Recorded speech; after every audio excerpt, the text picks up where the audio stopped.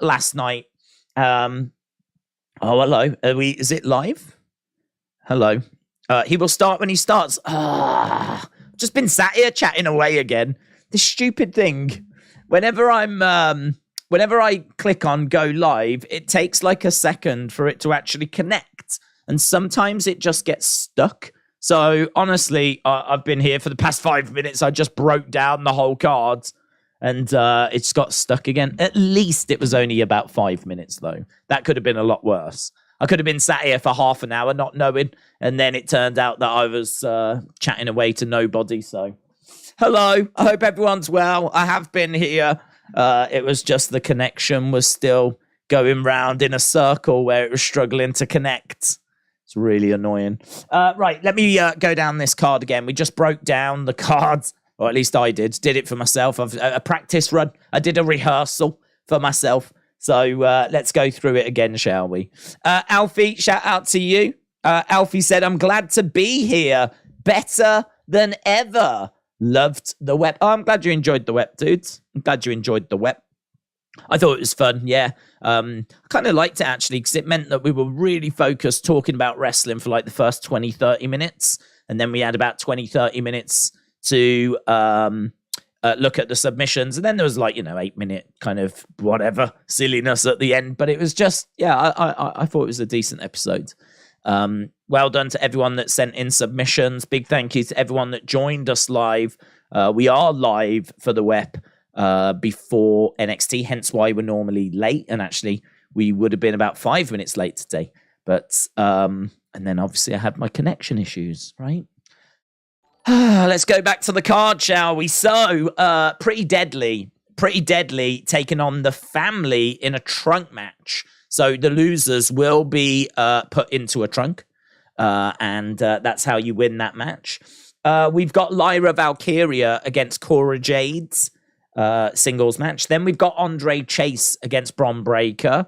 It's going to be worth just keeping an eye on Duke Hudson because he obviously valued the trophy over the lives of the students when Bron got in the ring a couple of weeks ago.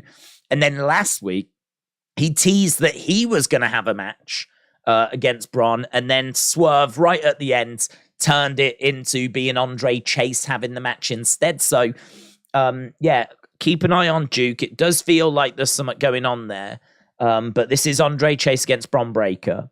Then we've got Brooks Jensen and Kiana James taking on Josh, Briggs, and Fallon. Henley, it's a woman, guys. A woman has got in the way again, right? We had Brooks and Jensen as a perfectly good tag team. They were pretty fun. I was into them. And then Kiana James came along. Brooks Jensen has had his head turned, and she's driven a wedge in between that team. And now we find ourselves with this mixed tag match. So it's going to be Brooks Jensen and Kiana James. Brooks taking on his former tag team partner. I reckon there's a good chance this is a short-term story and they'll get back together. But right now, they are split. So it is Brooks Jensen and Kiana James on the one side. It is Josh Briggs and Fallon Henley on the other side. And hopefully Brooks Jensen comes around to his senses because, guys, women just get in the way. And hopefully he realizes sometimes you're just better off alone, right? Deep. Then we've got a triple threat match. This is for the women's title. It's going to be Indi Hartwell taking on Roxanne Perez, taking on Tiffany Stratton. This is an interesting one because I think whoever leaves with the title is not going to get called up. So whoever is champion is going to stay in NXT. Now, I actually think there's an argument for Indi to get called up because I think Indi and Candice are a great team. And I think it's when Indi was at her best. Maybe it was when Candice was at her best as well. Like, Candice has really struggled to get going on the main roster. So if you have Indi drop the title, get called up, partner Candice, I'm down with that, to be honest. You can put the belt onto Tiffany Stratton. I think Roxanne has had a run with the title, and I wouldn't be going back to that just yet. I think she needs... There's reports that they're interested in calling up Roxanne. For me personally, I think it's too soon. I mean, she has had a very, very short run with the title. We haven't seen, name all of the championship one-on-one matches that she's had, pay-per-views. There aren't any, because when she was champion, she was in multi-person matches a couple of times. And that was it. So she's had matches against the likes of Miko Satomura and whatever, but she's so young. She's so young. Her title reign was, ended obviously early because we didn't know what was happening with injury and whatever. I just think she needs to stay in NXT a bit longer, get that bit more experience, carry that belt for a while. If you think how long Mandy Rose had the title compared to how long Roxanne had the title, and we're already looking to get her to the main roster, it's all so fast. Everything's so quick. Why are we going so fast? She's so young. She's got 20 years ahead of her, if not longer. I would definitely keep her in NXT for probably another 12 months and just give her that experience. And if she has, she keeps talking about anxiety and being anxious. And I don't know if that's a reason why, they took the belt off her. That it's been a big part of her character recently, is this kind of anxiety thing and having to deal with that. And I do just wonder if that's something that she's kind of got, not going against her, but that's something she's having to deal with. It's not really, I suppose in a way it is mental health, but I don't know. It just feels to me like there's things that we still need to work on. Chucking her in an arena full of people, having a tour around the country, that just doesn't feel like the right thing for me at all. So Roxanne, I would definitely keep her down in NXT. Tiffany, I think she could do with a run with the belt. Indi, I'd send her up and put her with Candice. So that's what I'd probably do with them. Then we get to the main event, and it's Carmelo Hayes against Grayson Waller. And this is interesting because, again, whoever's champ, I think, stays. Whoever is going to leave without the belt, I think, stands a great chance of getting called up. I don't think it matters which way you go. I think they're both ready. I think Carmelo's ready. I think Grayson's ready. I think that Grayson probably would benefit from a run with the belt. Carmelo hasn't really had a run with the belt. So you could make the argument that both could do with just that little extra seasoning, just that little extra, having the weight of the brand on your shoulders. Bron's ready to come up. Of course he is. You could definitely make the argument we haven't done loads with Bron as a heel, though. There's probably more we could do with Bron as a heel. So, I don't know. You're never going to be able to tick every box, are you? But Bron's had more than enough time as champion. Him being a heel seems to be a much better fit for him. So I'm interested in seeing more heel Bron Breakker. And hopefully when he goes up, he's going to be a heel as well, because I think he's good in that role. I am enjoying Bron a lot more as a heel than when he was a face, to be honest. So 6 matches tonight. All big repercussions. As I said, whoever's the champ, I think, is going to stay in NXT. Whoever is the challenger, I think, is going to potentially find themselves going to the main roster. Certainly when it comes to those big matches, the title matches, you can make an argument for Indi. You can make an argument for Roxanne. You can make an argument for Grayson. You can make an argument for Carmelo. You can make an argument for Bron Breakker. You can make an argument for Zoe Stark. You can make an argument for Katana and Kaden. You can make an argument for quite a few, actually. Creed Brothers, you could make an argument for. Pretty Deadly, you could make an argument for. There's a few there that could stay and just get that little extra seasoning, but equally, they could find themselves going to the main roster as part of the draft. And we're expecting NXT call-ups. We are expecting them, so it's going to be big. It's going to be big. It's going to be a big fun night tonight, and it could have big repercussions for the draft. Anna, shout out to you. Here you had a near Just Jack situation last night. What's Just Jack? Oh, God. Oh, that's a deep cut. That's a deep cut from back in the day. Damn. Yeah. Yeah, it was I don't know what's going to come of that. I'm expecting a video, to be honest. So yeah, I'm expecting there to be a video of, because I think it was being said in the chat that they were going to a few channels and doing the same thing. So my guess is they were going around and just getting reactions for like a video, which I mean, I don't mind, you know. I ain't got an issue with that. God bless them, but I don't know. If they were expecting me to like scream the place down and get that sort of a reaction, I think they were going to have left a bit disappointed, to be honest. But yeah, it was pretty crazy. Certainly, obviously caught the attention of people in the chat, and it was a big talking point. It's a fun stream, actually. Fun stream. It was a good stream last night. And then obviously with the new belt and things that were going down, we was talking about the draft, and there was the CM Punk news, and I don't know, man, just felt like there was a lot going on last night. So it's good. I mean, like, honestly, Friday, I know I keep saying it, but Friday is going to be insane, because Friday is a 2-hour show. And, you know, you're going to have several rounds of drafting. Each round is going to have, like, repercussions of, okay, what do you think about that?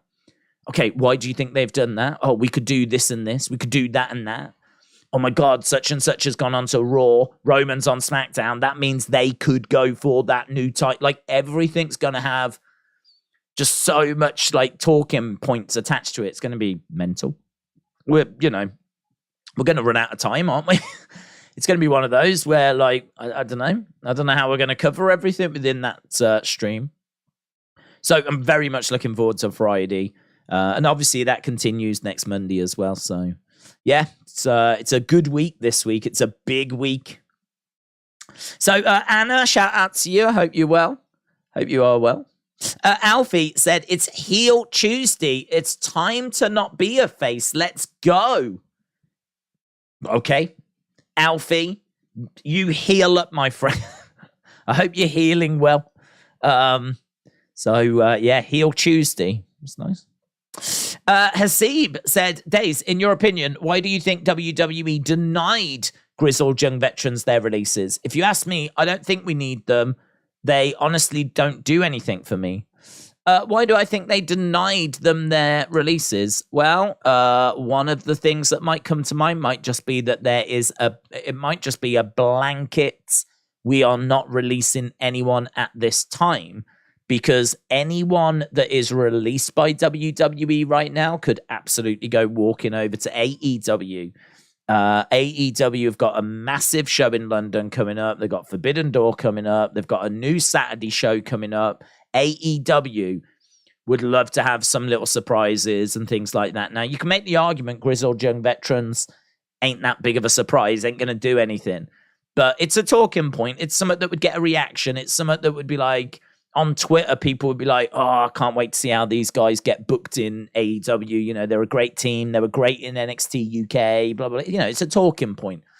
It might just be a blanket kind of position that right now, I don't care if you are Akira Tozawa, I don't care if you're Becky Lynch, I don't care if you're grizzled young veterans, I don't care if you're Maximum Male Models, I don't care if you're the Usos, I don't care if you're R-Truth, I don't care if you're Dana Brooke, I don't care if you're Charlotte Flair, whoever you are, a blanket, no one is getting released out of their contract at this point. I don't know that that's the case. But it could just be that, with that All In London show coming up, they might just be looking at that thinking, no, we're not gonna have any of our talent that we've given TV time. We're not going to allow them to leave and go walking over to AEW right now. Equally, I don't think they think they're going to change their mind, to be honest, because it sounds like they're pretty adamant about, not going. The other thing as well is if someone asks for their release and you do release them, it sends a message as well to the rest of the roster. So if they did release grizzled young veterans, right, why then would someone like Mustafa Ali have to stay? because, these other guys asked for their release. They got their release. Well, we know Mustafa Ali wanted out at one point. And so does that now mean you'd have to release Mustafa Ali? So even if you release people that aren't as good, right, or aren't as, however they're viewed, does that then mean you have to then start releasing people that are good and you do want to keep if they ask for their release? Because all of a sudden then, does that set the precedent, So there could be a few kind of things like that for it. I don't think it's got anything necessarily to do with grizzled young veterans. I don't think it's anything to do with them being an amazing team. Oh my God, we can't afford to lose them. I think it's probably more what message does it send the locker room? Would we have to let go other people if they ask for their release? Do we want to release anyone at this point because of AEW? It's probably going to be around that kind of an area more so than anything to do specifically with them as a team. Because to be honest, I mean, if you've got people working for you that don't want to work for you, you don't really want them around. I mean, really, if there was no AEW, I think there might be a chance that they might let them go, because you don't want anyone that doesn't want to be there, because they ain't going to give their all. They ain't going to turn up early. They ain't going to stick around late. They ain't going to give their all. They're a proud team. They're going to want to do themselves justice, but are they really, you can't really invest in them. You're giving TV time to people that are walking out in November. I think their contracts are up November. So why do you want to give any TV time?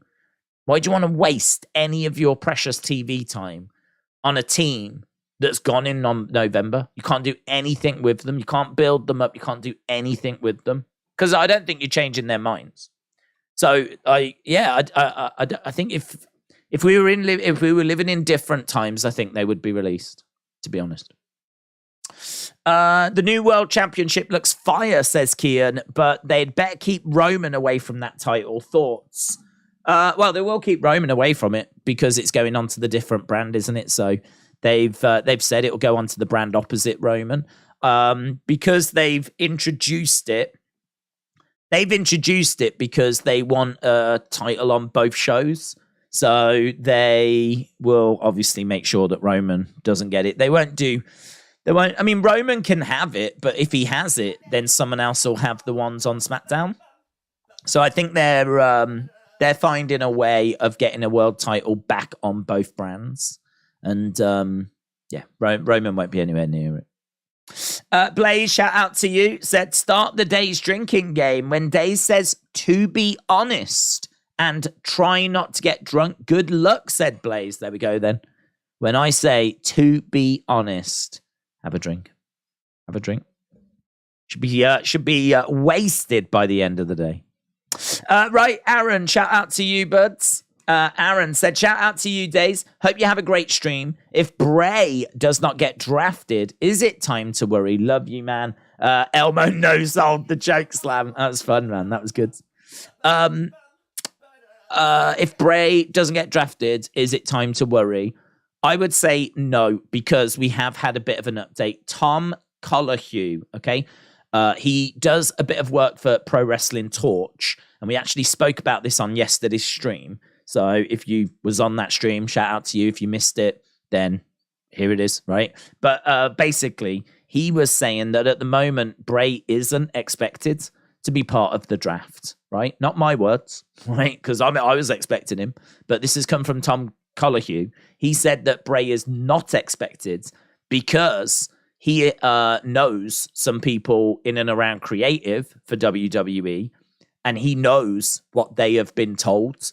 And what they have been told is that Bray isn't expected to be back anytime soon. So certainly not the draft. And even when he does come back, they'll be notified so that we can start getting the ball rolling on getting like the creative story going, right? Now, Bray does write his own creative, but I don't know quite what the process is. So it might be that Bray writes it, then he gives it to the creative department that then fit it into the show, right? So if they have been told that Bray isn't cleared and as soon as he's cleared, they will be notified, right? And they've not been notified of anything. That would suggest that he probably isn't going to be a part of the draft because they haven't had any information. They've had nothing in regards to Bray. So, as I said, I am aware that Bray writes his own creative, but it might be that he still has to submit it to the creative department so that they can make sure it fits into the schedule and that it fits into the run sheet and fits into the show. And plus also, like, creative need to know what's happening with Bray and what's happening with Alexa and where the story is going and all of that kind of stuff. So it wouldn't surprise me if they get what Bray writes and they're still involved, you know? So that's the latest on Bray. So if Bray isn't part of the draft, should we worry? My answer would be no, because I feel like we've got an answer. If he's there, brilliant, okay? If he's there, then it's come together seemingly quite recently. It's come together like these past few days, or it's been playing out completely away from creative, because if Tom Colohue is correct, then he's saying that creative haven't heard anything. So I'll be interested to see if he is part of it. I was expecting him, but now I'm not expecting him because of what I've heard. And if he's not there, then I don't think we need to worry, because I feel like we've got a bit of an update there. I think it's going to be a case that he's still not cleared. We obviously don't know what this is. He has been seen out and about.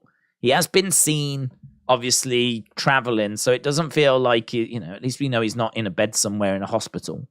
I mean, it does make you wonder if it's like a mental health thing. I mean, I really don't want to speculate, but I mean, I keep saying it's difficult though, isn't it? Because there's people that only watch wrestling for him.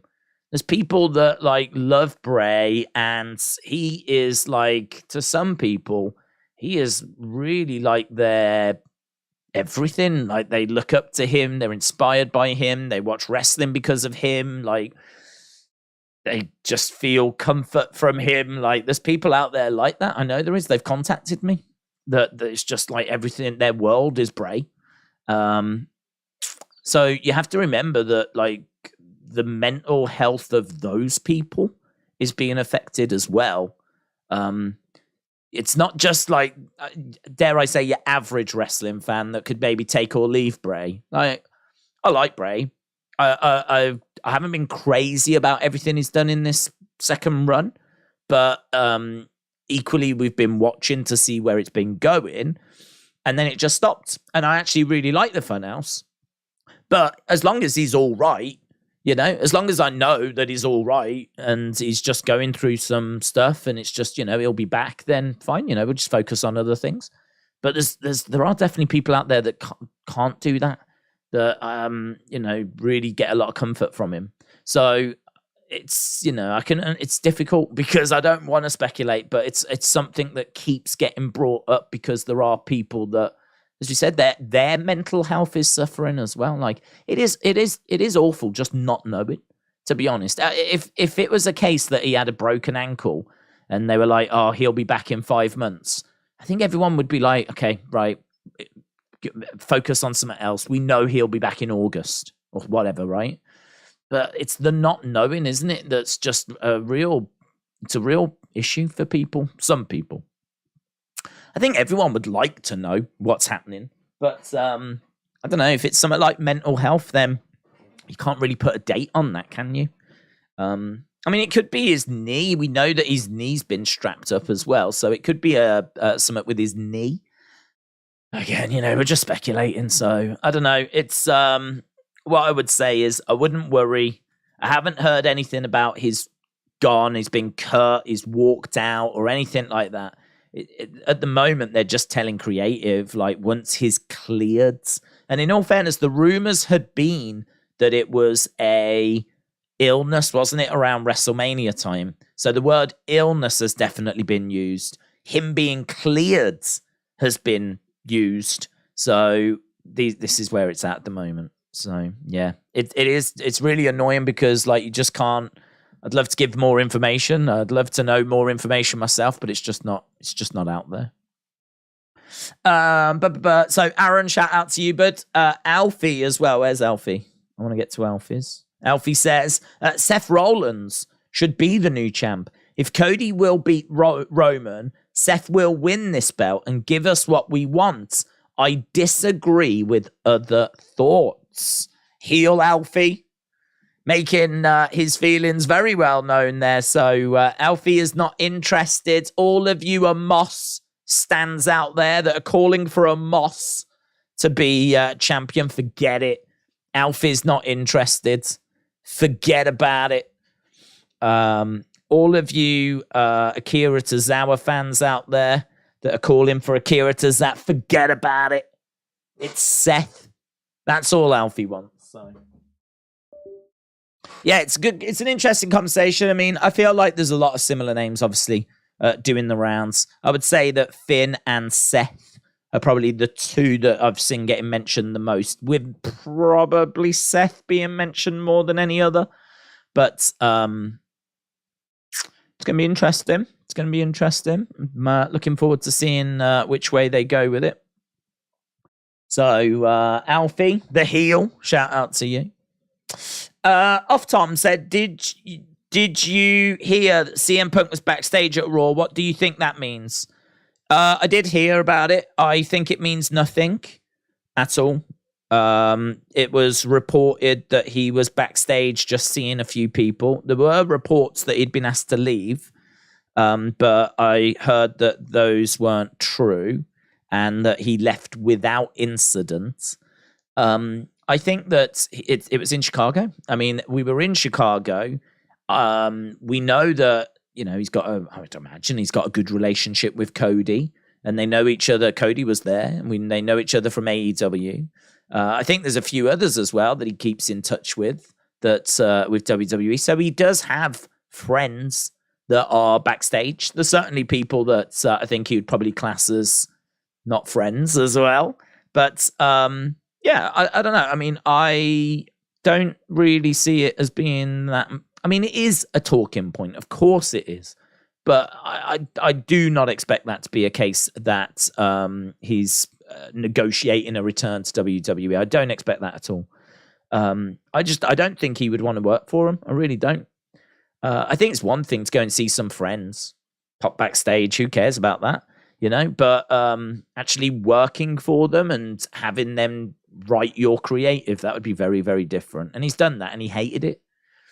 And then, like, there was the whole suing and all this. And I know that time heals all wounds, but I think from what we've heard, he's looking to apologize and, you know, let bygones be bygones and go back to AEW. And plus, also, we're hearing that, is it Warner Discovery are willing to spend $50 million on this new AEW Saturday show, but it is contingent that CM Punk is a part of it. So CM Punk is worth a lot of money to AEW, and yeah, I think that WWE could be cheeky and come in with a high offer and try to get CM Punk, because they know that would definitely derail AEW. That would be a hammer blow to AEW. But my feeling has always been the same on this. I think WWE have wanted Punk for a while. I think they would have had Punk back years ago. I think that if money can be made, they'll make it, right? And I think that WWE wanting Punk has never been the issue. It's always been, will Punk go back to WWE? And I think the answer has always been no. And I don't feel like it's any different right now, to be honest. So I think he was there to see some friends. The belief amongst people, according to Fightful, is that he is basically doing it to get people talking, and that's going to drum up kind of interest in the new AEW show. So, you know, CM Punk's backstage at Raw. People are going to be like, oh my God, is he going back to WWE? Then very soon, we'll hear about the new AEW show. It'll be announced that CM Punk is there, and it'll just be a way of getting people to tune into that. So I think there's games being played, to be honest. I think he would probably just pop by to see some friends, but I wouldn't be surprised if, the buzz that's generated from it is definitely something that was planned as well, and it's a way of just getting a bit of press for AEW. I mean, look at us. We're talking about AEW right now, aren't we? So, yeah, I don't know. I don't see him going back to WWE. I don't see it at all. I really think that he's integral to that new show. I think that Tony will make... I think him and Tony have had plenty of meetings. I think Tony worships CM Punk. Now they've got this new show. There's a place for CM Punk to thrive in AEW away from the Elite as well. So he can be on the Saturday show. The Elite can be on the Wednesday show. And they don't need to intermingle. That's it. You do your thing, I'll do my thing. Because I think he was really enjoying it. If he goes on the Saturday show with the likes of FTR, gets paid a really nice wage, gets to do the kind of wrestling that he wants to do, gets the love and support from Tony that I think he appreciates. In AEW, he's the man, isn't he? He is undeniably the man.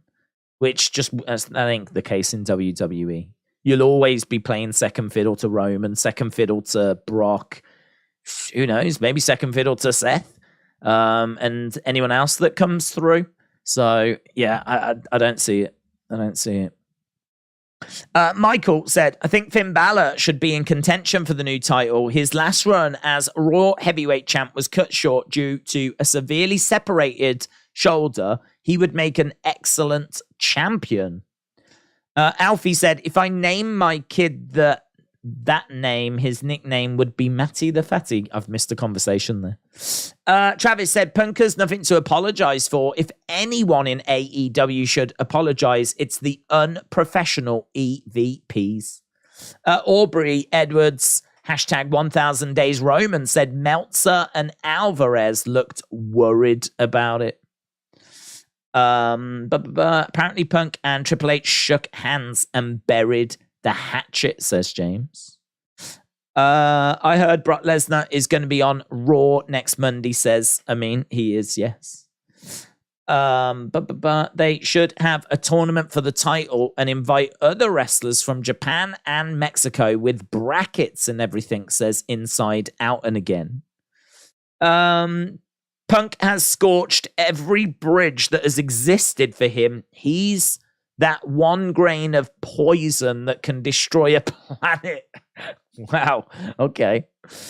That's powerful, isn't it?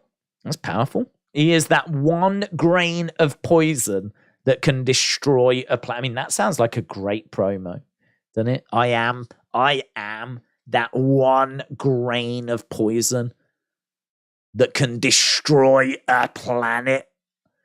CM Punk, the planet destroyer, against Bryan Danielson, the planet savior. Dream match. Planet on a pole, man. Amazing. One fight cancelled from UFC this weekend. Still 12 fights scheduled, says Tim. Tim, shout out to you. Mike said that's why Punk was to mend fences, says Mike. Alfie said hair reveal, it's my second birthday of the year. Hair reveal, it's my second birthday of the year. No, I only do hair reveals for baby faces, I'm afraid. Oh, if you'd have asked me yesterday. Oh, that's a shame. It's a shame. I don't do hair reveals for heels. Sorry. Big Time Back said, did you see ticket prices for AEW Wembley on Ticketmaster? Cheapest tickets are £30. A family of 4 cost £100. And if you want front row seating, it's £1,500. It's good. That's good, isn't it? No shade there. I mean, front row, £1,500 might be a little bit steep. But in all fairness, I mean, you compare that to boxing. I mean, it's just not comparable. I mean, front row boxing. If you was to try and get front row to see, say, Tyson Fury, you ain't spending £1,500. You're spending way more than that. But £30 a ticket, that ain't bad in this day and age. family ticket as well. So a family of 4 for 100. So £100 for a family of 4. It's not bad, is it? I mean, for a night out for 4 people, £100. I understand you got travel and you got drinks and you got all that, but I mean, honestly, a t-shirt outside would cost you about 25, wouldn't it? So you could have a t-shirt of, I don't know, Orange Cassidy for 25 quid. Maybe they're even £30 now. Or an actual ticket to get inside. I don't think that is bad at all. I don't think those ticket prices are bad at all. Got to remember as well, it is London. It is London. And London is not cheap. Not cheap at all. So, yeah. Daze, I feel sorry for you. You've got a difficult decision on May 6th with UFC, Backlash, and Canelo all clashing. No difficult decision, to be honest. We'll be doing Backlash. I made a decision a long time ago. I think last year, actually. I remember we did UFC. I think it was Usman Edwards. And I realized it was Usman Edwards, which, in all fairness, I'm not going to lie, I'm really pleased I watched. But it was the same night as SummerSlam. And so we found a solution for it. We had Tommy kindly do the SummerSlam stream. Excellent. I think there was like 25,000 people that watched that. And we did the UFC stream. But I made the decision that night that I, need to prioritize the wrestling, because I think the UFC stream that we did, I think it got about 30,000. And the reason being is because we're a wrestling channel. We talk about wrestling all the time. And so, people wanted to watch SummerSlam.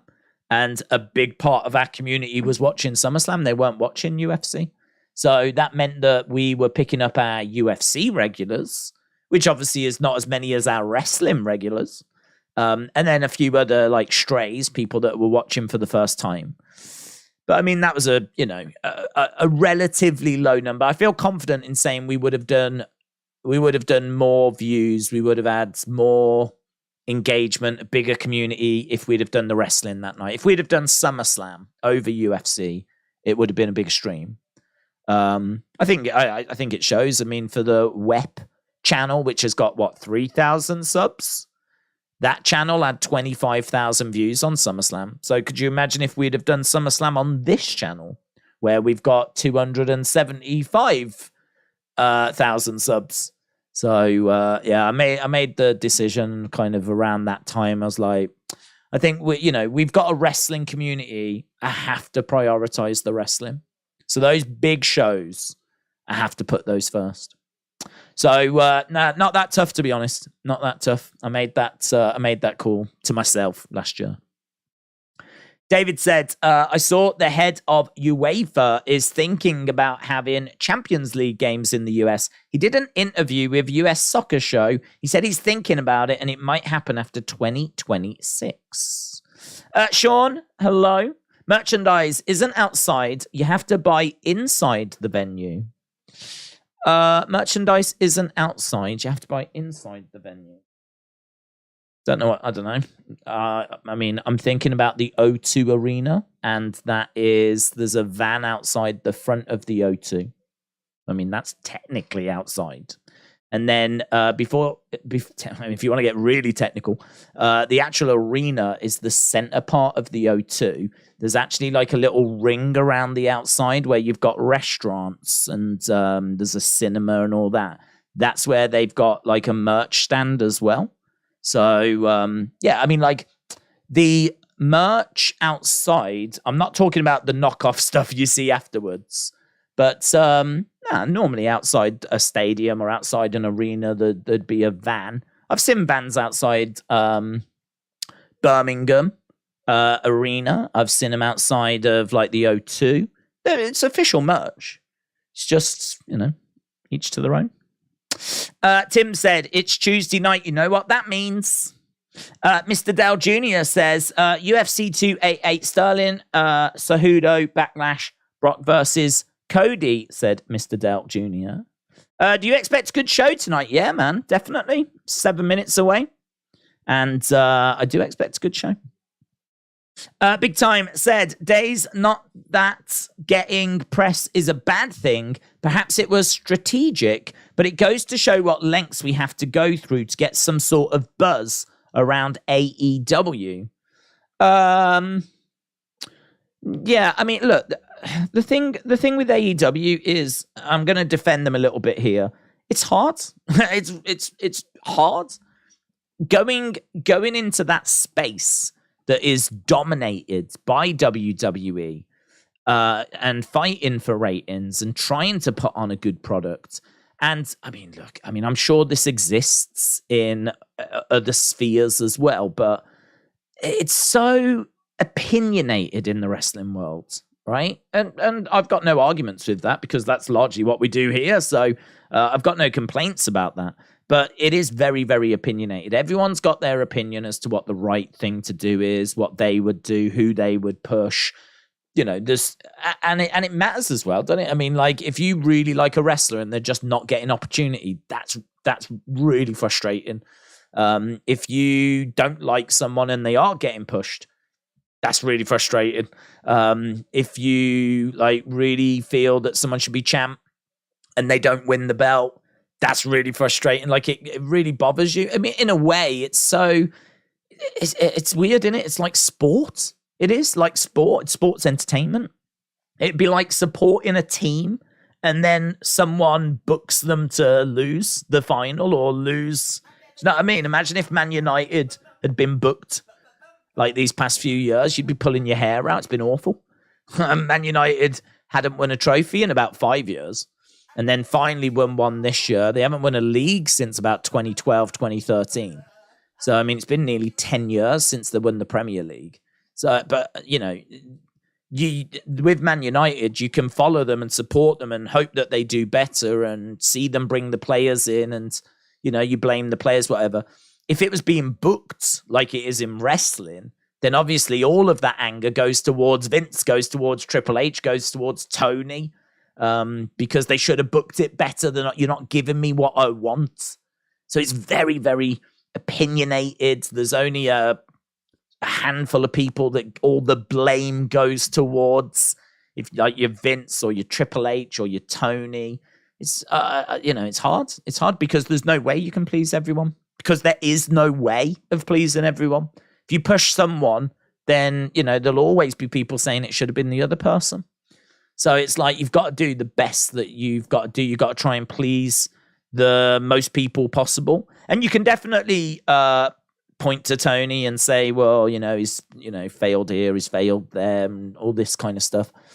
But I think equally, you know, they've done some good stuff. I mean, look, they could have gone out of business, couldn't they? Let's be honest.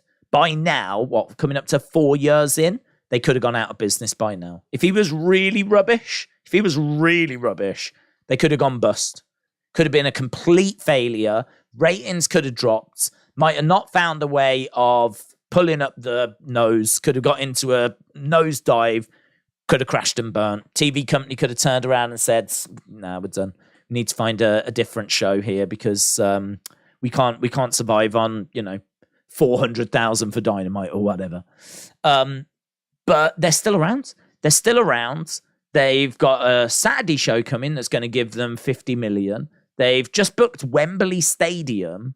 So, you know, is it hard to get a buzz for AEW? Yeah, it probably is. But it's just, everything's hard. Getting ratings is hard. Improving those ratings are hard. Getting any kind of, you're having to claw and scrap and fight and everything for every inch that you can get. So I'm certainly not saying that Tony's been perfect by any means.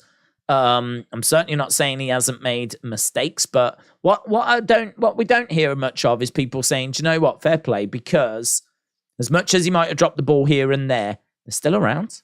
TV companies are seemingly happy. They got a new deal very early. They've stabilized at around 850. I don't know what the expectation for that time slot was, but The fans seem to have an expectation of it being 1 million. I don't know that was the expectation, but the fans seem to be judging that if it's 1 million, they've done well. If it's any short of 1 million, they've had a bad week. I don't know if that's true. They've settled on about 850. That doesn't strike me as terrible. Even if the expectation was 1 million, doesn't feel like we're 1 million. It's not like we're at 500,000. So even if the expectation was 1 million, you know, if we brought back CM Punk and we picked up Mercedes Moné, that might do it. That might be it. We might be able to consistently get 1 million people watching then. That might be, those two might be the difference makers. So, yeah, I don't know. I'm really torn on it. I mean, like, I watch the show sometimes and I get frustrated with bits on the show. And then it's very easy to go, oh, God, Tony, don't know what he's doing. But then sometimes I sit here and I look at, like, where they are and the fact they're still there. They're still competing. They're still, you know, putting on a show and getting opportunities and booking Wembley and, you know, getting, 40, 50,000 pre-ticket sales. And you kind of go, there is something there, you know. They have clearly done something right. As much as I think a lot of people don't want to give them credit, they've clearly done something right. So yeah, I agree. It is hard. It was always going to be hard for them to get a piece of the pie because WWE just is the market, isn't it? They have just got it absolutely dominated, and they've had a 50-year head start. What are your thoughts about Gervonta Davis, Ryan Garcia stream? The chat was being mean. So many L's. Show us screen and words. What's your thoughts? How hard was it? It's not hard at all. Not hard at all, but it was not a problem in the slightest. When it comes to those streams, I expect that, to be honest, because we've got a community obviously that is great to hang out with, but when you have those big fights and those big streams, you're going to attract people that aren't part of the community. So if someone wants to jump in and be like, show the fight or whatever, and surely they should know better that we can't do that. It's on them, innit? They ain't got anything to do with me. I never said I was showing the fight. It clearly says watch along, so it doesn't bother me. Right, we are in a park, and they are some NXT talents. So we got Katana, we got Kaden, we got Enofe, we got Pretty Deadly, we got Ivy Nile, we got Creed Brothers. I wonder where they are. In some sort of park. Can you imagine being in the park and then all these NXT talents just rocked up? You'd be like, oh my God, this is the best day ever. Can I be in the shot? Can I be in the background?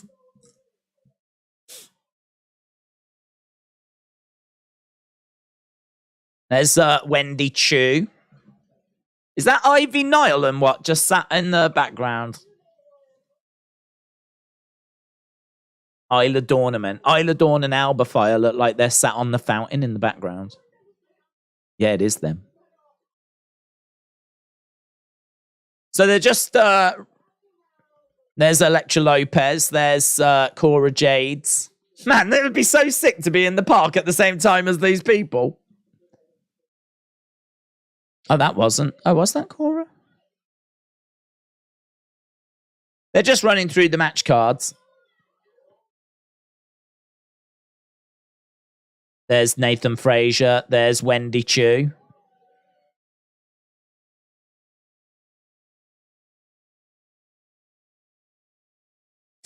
Alfie, shout out to you. Kangaroos on swings are incredibly fascinating. Kangaroos on swings. Caterpillars wiggle wiggle. Roses are red. Violets are blue. I hate kids. So do you. Have you been drinking, Alfie? Alfie, everything all right, mate? How are you, buds? Here's Alba Fire, Isla Dawn.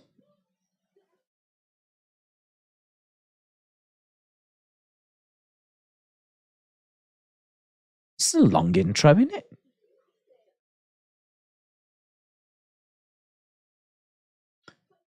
I forgot they're women's tag champs, you know.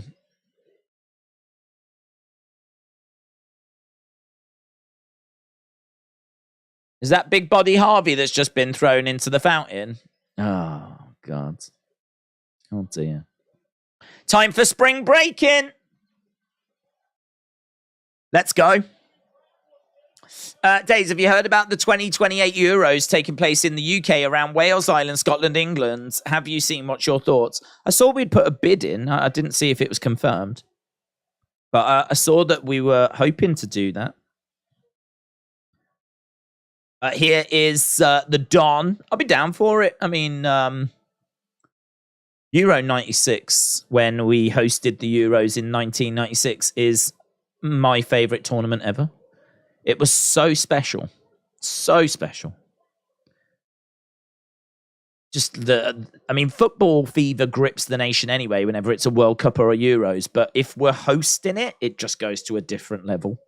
And it's just amazing. Right, this is the trunk match. This is the family. The family. The tribal chief is here. This isn't the tribal chief. You got confused, Tim? Mamma mia! Spaghetti bolognese. A meatball, spicy meatball.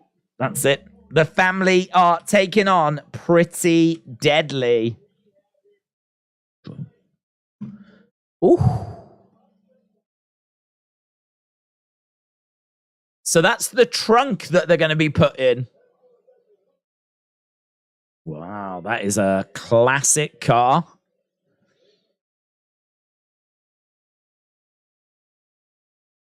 So what is it?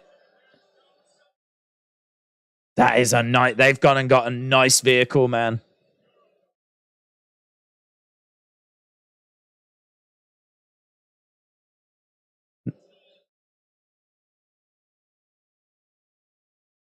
So a 1947 custom Dodge. That's what we've got. That's the, it's the car that you would associate with Tony. I think it features on his... Oh, it's a lovely car. I think it features on his graphics.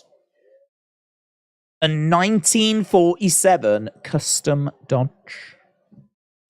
I think Pretty Deadly will lose and go to the main roster. Rumors are they're meant to be going to the main roster, says Scott. Pretty Deadly are going in the trunk and they're going to be driven to Raw, said Max NUFC. I need that Daze top 25 rank. Top 25 now, Andrew. Jeez Louise. Started off at 5, then I think it went to 7. We're at top 25 now. Wrestling Daze, top 200 people that I think will win the new... Number 200, Shane McMahon. Number 199, Snoop Dogg. Number 198. That'll be awesome. I'll try and do it in a minute as well. Did you stop watching Rampage for real? Yeah, long ago. If I don't stream it, I don't watch it. So, yeah, when was the last time we streamed it? That was the last time I watched it.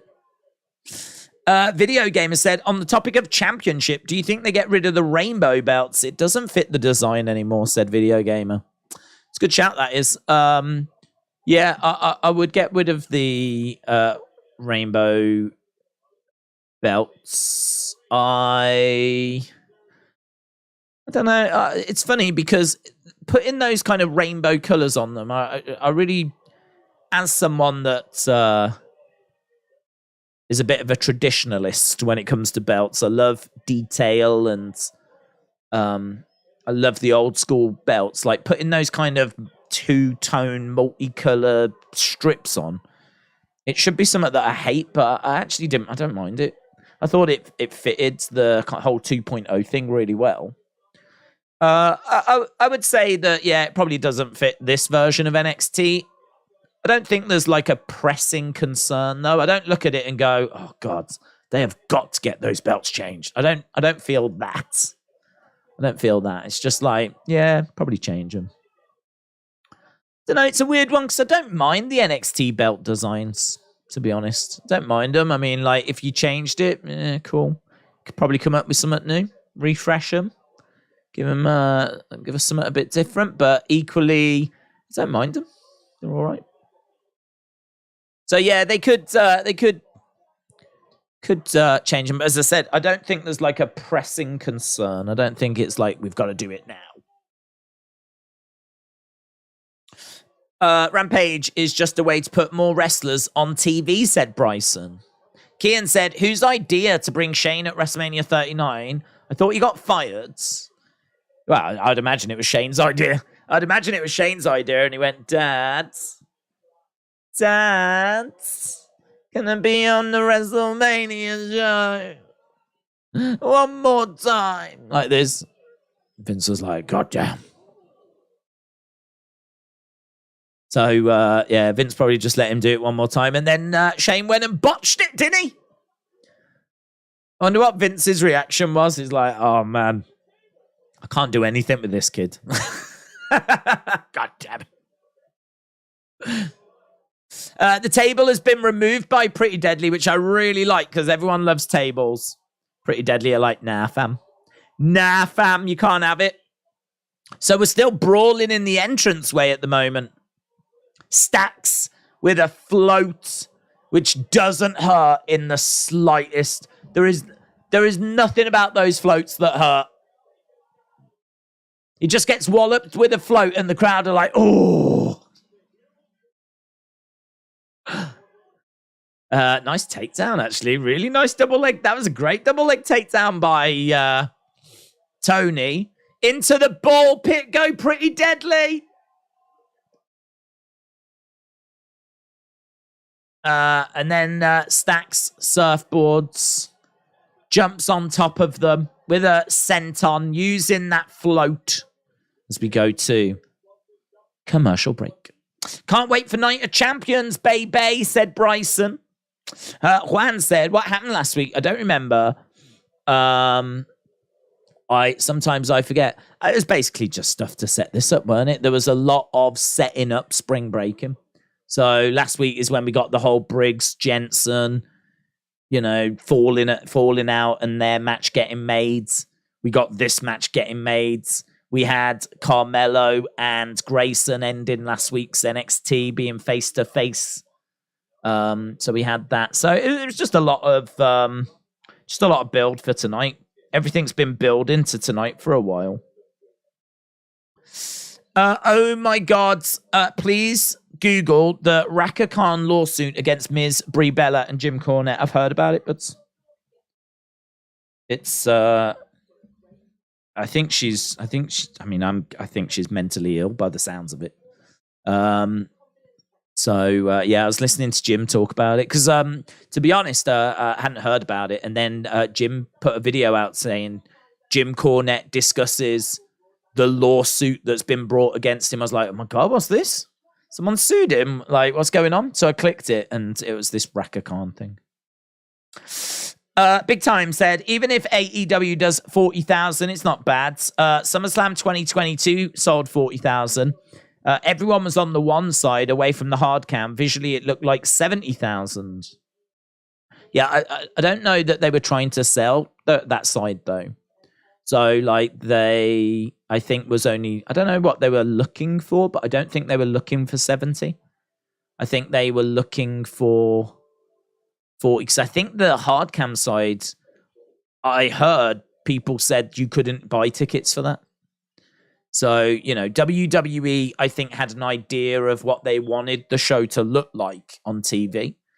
And I think for whatever reason, this other side, they weren't looking to sell those. I saw the layout for AEW. It looks like the stage is going to be really small. I don't know if you've seen the layout for AEW All In London at Wembley, but apparently it's just one side of the stand. Very similar. It feels very similar from the plans, from what I've seen, to Clash at the Castle. There was no stage for Clash at the Castle, was there? It was literally just they walked out and through that like little entranceway and then down the ramp, and that was it. And it feels like all AEW are going for that. So did think that they might be going for like a big stage to try and get the numbers down, but seemingly they're not. Seemingly they've got a plan in place where they're going for it, But as you said, you can always put the camera on the one end of the stadium and then just not sell the tickets that end. If you don't sell those tickets, so be it. Again, without being in the boardroom, what's their break-even number? We've said for them to earn enough money for this to be a success, they might have to sell 40,000, which means, if they sell the 40,000, people online will say it's been a big failure. But for AEW, that just might not be the case. It might actually be all right. You can make 40,000 look good, as you said, because SummerSlam was 40,000. That looked good. So you can make 40,000 look good on TV. It's just when those pictures come out of people showing the side that is empty, and people will be, making fun of it. But listen, that's just haters hating, to be honest. It's just haters hating. I have no idea what number they need to make money. I don't know that answer, but it could be 40,000. Right, we are back. We are back. And there's balls everywhere. Just like a rugby team in the showers. Balls everywhere. How about Seth and Pretty Deadly as a group? Could be fun, chill dudes. Could be fun. Alfie said, you have no insight on what a good group is and won't shut up. Take my advice from the guy with the clearest and greatest thoughts here. It's full on heel turn. Seth is solo. You are wrong. Seth is solo. Into the corner goes Stacks. Scott Steiner needs to get his freaks under control. Right, we're back in the ring now. How long? We're 15 minutes into this show. Tell you what, it's been fast-paced, hasn't it? It's been fast-paced this start. Seth with Pretty Deadly would be called Pretty Freaking Deadly. You ain't nothing. Shot. Right, in comes both members of Pretty Deadly in the ring right now. Pretty Deadly taking Stacks over to the corner. Got Stacks hanging upside down, kicks coming in. So Pretty Deadly are in control here. Stacks is being hung upside down in the corner. Chair shot to Tony.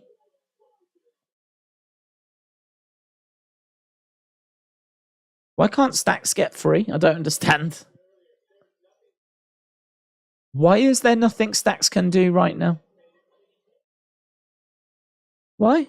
Why can't he do a damn thing to help? Has he not got the core strength to sit up? But he's done something now, isn't he? So Tony's been planted through the trash can. Now Stacks has got himself free. And he gets thrown out the ring. David, shout out to you. Do you see another boom period for AEW, said Big Time? Sure. Yeah. I mean, I think they'll be around. I don't see them going out of business anytime soon. I think if they can get CM Punk back, and I think there's a great chance of them getting Mercedes Moné. I think around that Wembley show as well. I mean, I think they're going to have loads of momentum. Stacks has been took over to the trunk. Okay, they've got one in. Stacks is in. So now they need to get a hold of Tony. Not Khan. Stacks has got a fire extinguisher.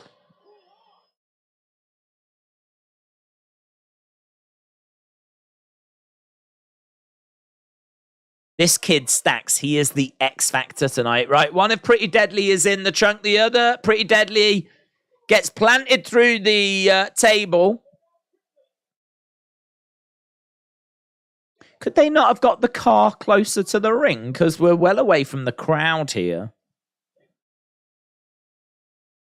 Prince is in. Both of them are in. The fire extinguisher has been removed, and Pretty Deadly are in the back of the car. And it's a win for Tony and Stacks.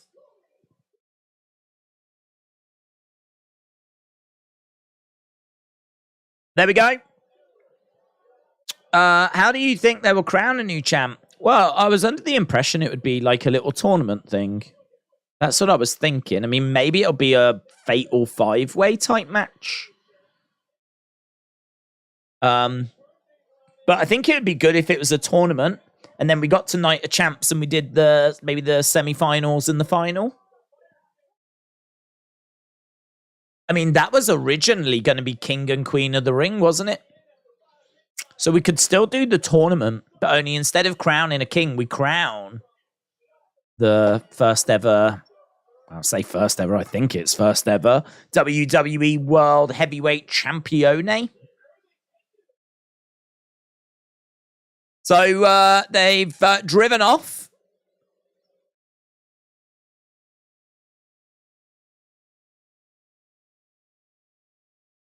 Here's Tiffany.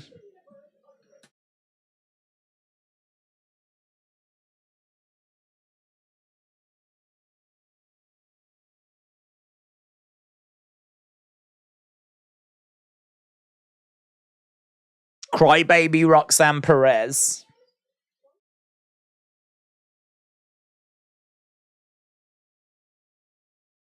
And she says, Indi, your 2 minutes of fame are over.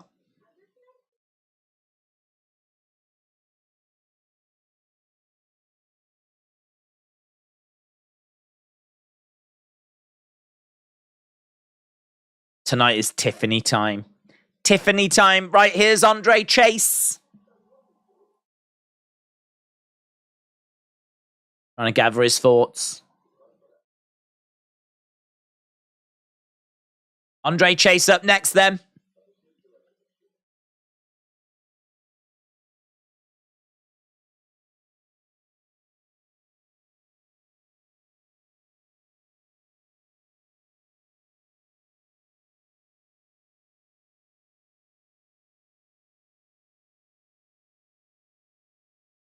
So apparently there's not going to be anyone else at ringside. So no Thea Hale.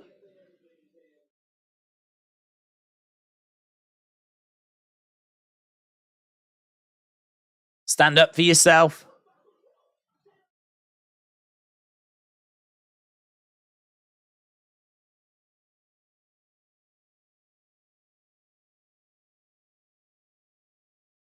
He's fired up. Okay, so it's going to be Andre Chase against Bron Breakker coming up next. King and Queen was scrapped because Daze turned WWE down. That's right. They did offer me Queen, but I was like, I don't know. But yeah, I'm looking forward to it. I would think a tournament to crown the new champ, but us, certainly wouldn't mind a fatal 5-way. We did fatal 5-way at day one, didn't we? It's just a big, fun mess. Actually, I think it's better if it's like a fatal 5-way and there's not a champ already. I always feel sorry for the champions that are trying to defend their belts in a fatal 5-way because it's really against them, isn't it? It's really against them. But if no one's got the belt, then, it's not really being unfair to anyone. Right, Andre Chase against Bron Breakker. That match coming up next. Day spring breaking, and I'm in my Speedos, waxing my long board. Want to see Bailey and those beach balls. Thank you, said God. Thank you, Godfather's Ho. Thank you for keeping it even just the right side of PG there for us. Kian said, Daze, if Grayson Waller gets called up to the main roster, do you think he'll have a 5-star type match against the likes of Cody Finn, AJ, Seth, and Austin Theory?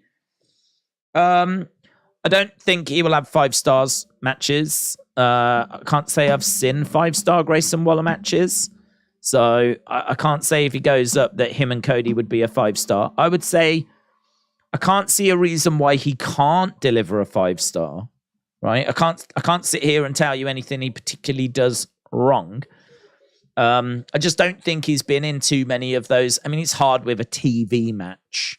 A TV match is, how often do we see 5-star TV matches, right? Genuine 5-star TV, not Dave Meltzer ones, right? But ones that are actually 5 stars. It's hard in it because of commercial breaks, and a lot of TV matches don't really get much time. Normally, a TV match will have outside interference at the end. So even if you thought it was 5 stars, chances are the finish will derail it. So really, when it comes to 5-star matches, you're looking at big shows, big pay-per-views.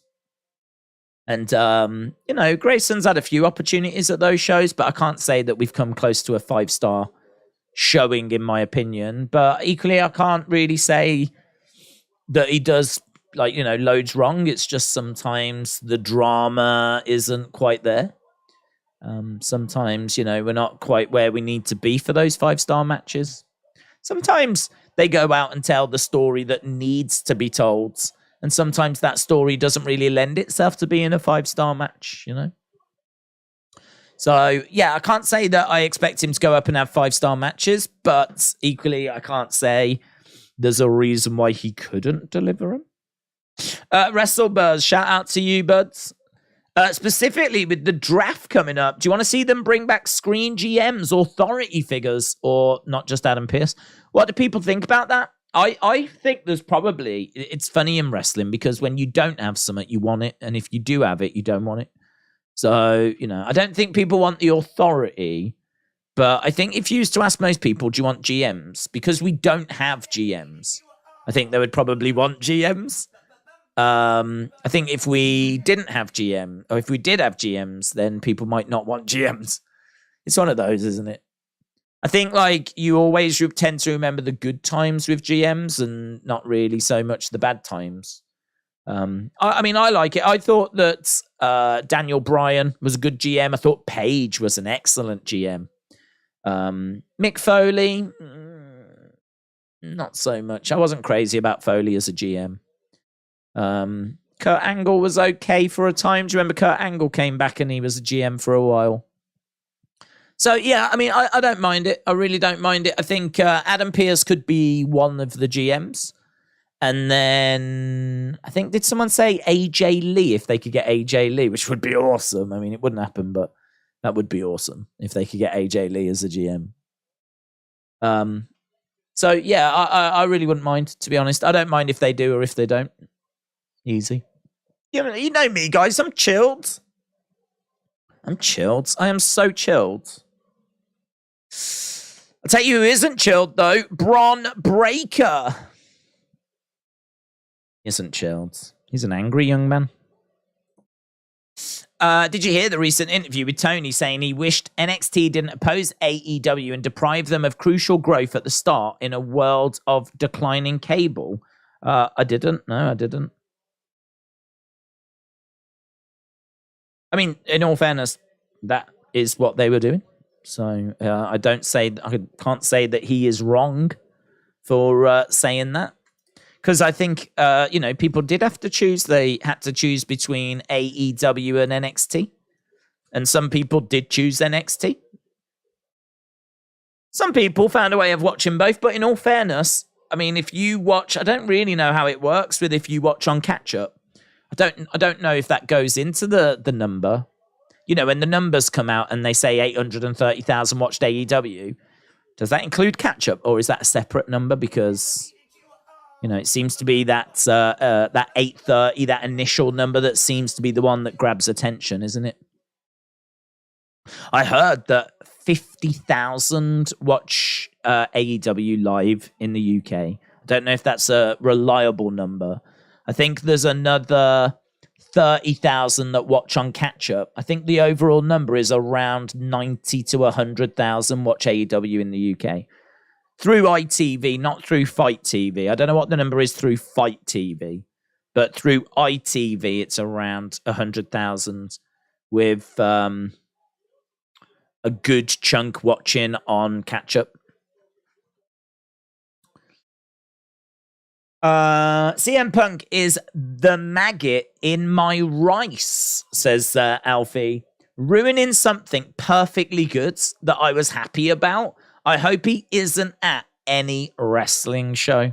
Ooh. So Alfie is not a CM Punk fan.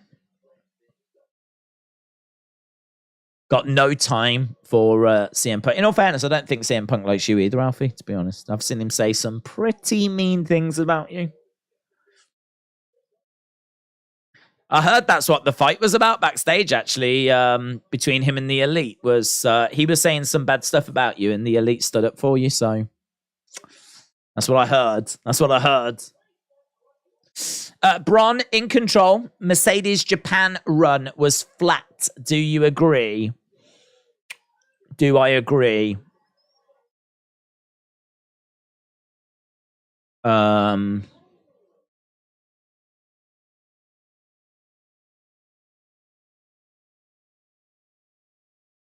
don't know, actually. I'm leaning towards no, only because her first match was really well received, you know. Andre Chase is tapping out, so Bron has won already. Her first match was really well received, and she wore Hana Kimura ring gear, which looked awesome. She looked so good. And, like, obviously Hana took her own life, and that's just a nice little nod of acknowledgement. So I think that was a really cool image. The match was really, really well received. Actually, I don't know how many other matches she's had. So I know she had a match the other day and lost the title. I don't know how well that match was, though. I didn't see, like, people talking about it. So, but I know she's already lost the title. But her run there was only meant to be short term. So, I don't know, like, oh, what do we judge it by? I mean, definitely, I didn't see too many people talking about when she lost the... I mean, her making her debut at Wrestle Kingdom and the hype that was around that, certainly that same level of hype wasn't there when she lost the title. But it's like anything, isn't it? Do you know what I mean? Like, CM Punk didn't have the same level of hype.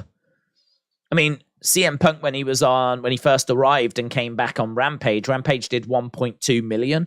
You could have put CM Punk on Rampage at the middle of last year. He wouldn't have done 1.2 million. It's like people watch that initial thing and then it settles down, doesn't it? So, I don't know. That's a tricky one. There was some decent stuff. I mean, she paid homage to Eddie Guerrero with her ring gear from her match the other day.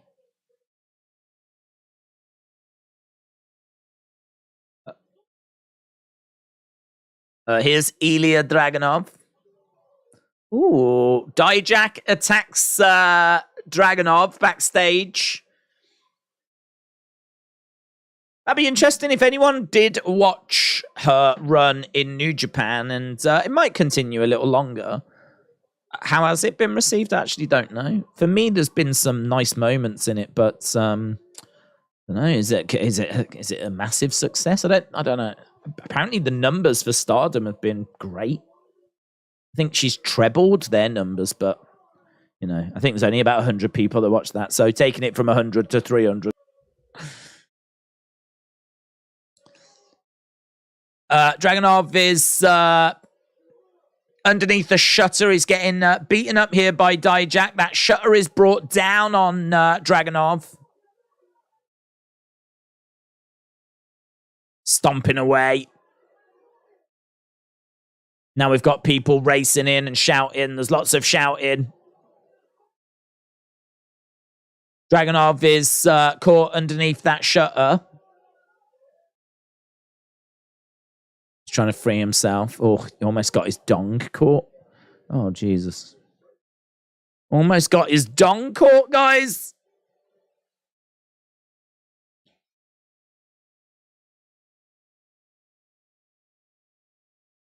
Dijak attacks Ilya. Right, we're moving on with Lyra Valkyria. Let's go. Let's go. Fan is a device that is used to create a flow of air in a particular direction. Fans are commonly used to cool down a room or circulate air in a space. There we go. We have got a good definition of what a fan is by Kojiko. So technically, we're not wrestling fans. We're wrestling supporters. Lyra versus Cora coming up next. If you used to go on a date, where would you take me and how would the night end? I would take you to IHOP and we would sleep together. I'll sleep with anyone that takes me to an IHOP, in all fairness. So, just saying. LA Dort Night, shout out to you. Big Time said, do you remember the lackluster match card of Dynamite after All Out 2021? No. But I can believe it. If we were answer that one. Daze, would you like Brock versus Bron at SummerSlam? Would I like Brock versus Bron at SummerSlam? I wouldn't be against it. I don't know if I would love it. Would I like it? Yeah. Depends how it's booked. It's a bit quick, maybe. To bring him up and go straight, like, I mean, if he comes up now, when's SummerSlam, like July time? That's a couple of months. So, you know, he does wins a few matches. That would sort of be his first feud. His first feud would be Brock. You know, I think I'd build to that, to be honest. I feel like that's kind of the cherry on top. Do you know what I mean? I think I'd probably build to that. I wouldn't hate it. Who would win? I don't think Bron could come up and beat Brock straight away. There'd be no shame in Bron looking really good and just falling short.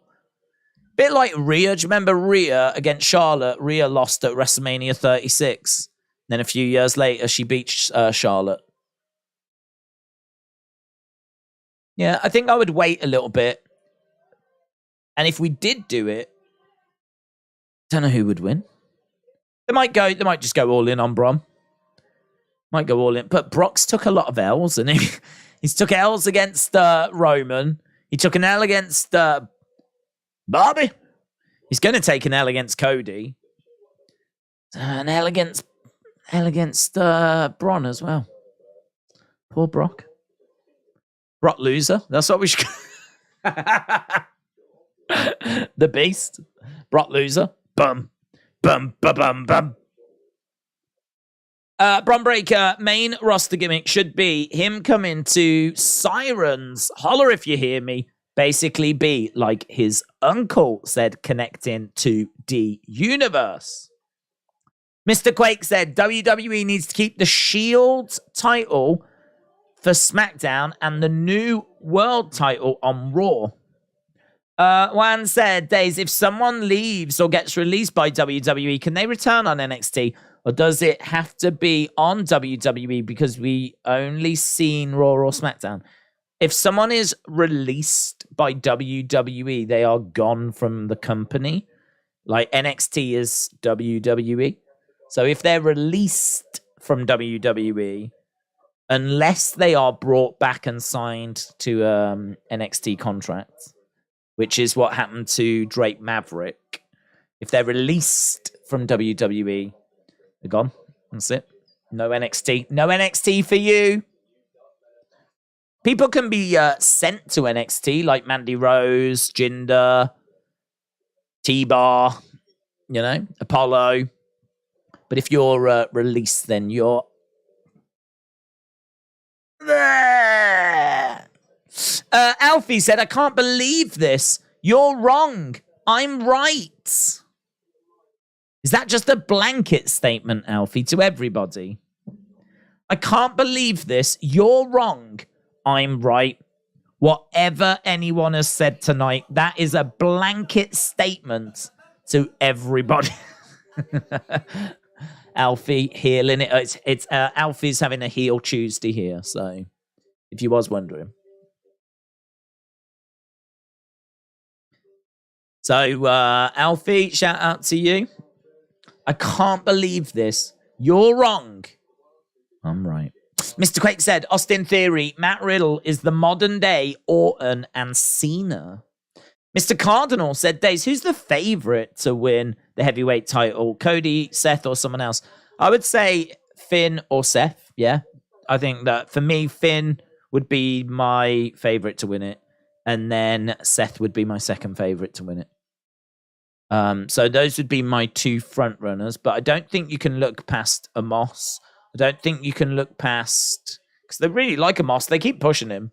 I don't think you could look past the likes of maybe AJ Styles could come back and take that title. Austin Theory might have a little sniff at it, a little chance. I mean, it's hard, isn't it? Because I'm just in my head now thinking about the Raw roster. It might all be different. I mean, speculating as to who's going to win it is probably irrelevant until we just get past the draft. Because, I mean, we could sit here and go through a list of people and then they all go to the same brand as Roman. So, might just wait until the draft is done first. Because we know the winner is going to be the people on the brand opposite to Roman. So, that's all right. We can wait. We can wait a week, can't we? We can wait 7 days. Cora is in control here, slapping away at Lyra Valkyria. It's blocked by Lyra. Lyra fires back a slap of her own. Kick to the midsection. That's kick, nice. Lyra, who doesn't wear knee pads for some reason. Bothers me. Another lovely I'm loving these. Lovely agility by Lyra. Nice reversal. Knee coming in. Lyra goes back against the ropes. I think Lyra's got a female wrestler's body. It's going to sound really weird, but I find her to have very powerful legs, and she's just always ready to grapple. See a lot of girls that are really stick thin, but you can see that Lyra, she's certainly not fat. I'm not fat shaming at all, right? But you can tell she's got a bit of muscle about her. There's some muscle in those legs.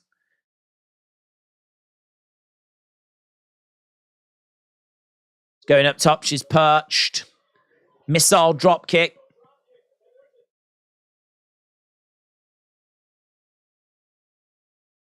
Kick coming in. I love her kicks as well. She's got really good kicks, really good strikes, Lyra. Lovely suplex. So agile. She's got loads. She's underrated, man. She's underrated. Really agile. Great striking. 1, 2, kick out. Goes for another kick there. Flips over, gets planted down, gets caught by Cora. Double underhooks. Nice reversal. Duck underneath, against the ropes. Do you know what? She went for a move there. She did botch it, right? She did botch it, but she absolutely saved it as well. She went against the ropes, did a handstand, bounce off the ropes. And instead of kind of springing off, she lost her footing, but just turned it into an enziguri.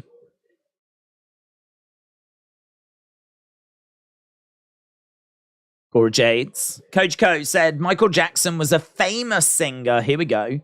Songwriter and dancer who was known for his what? He was also known for his physical appearance, including his nose. Have you copied this from somewhere, Coach Co? Because it says there he was known for his... Have you seen it? Look, it says Michael Jackson was a famous singer, songwriter, and a dancer who was known for his... He was also known for his physical appearance. You've missed a word. Yeah, it's a win for Cora Jades. Oh, man, did you see that spin kick? Did you see that spin kick from Lyra? She just came in like a flipping spinning top.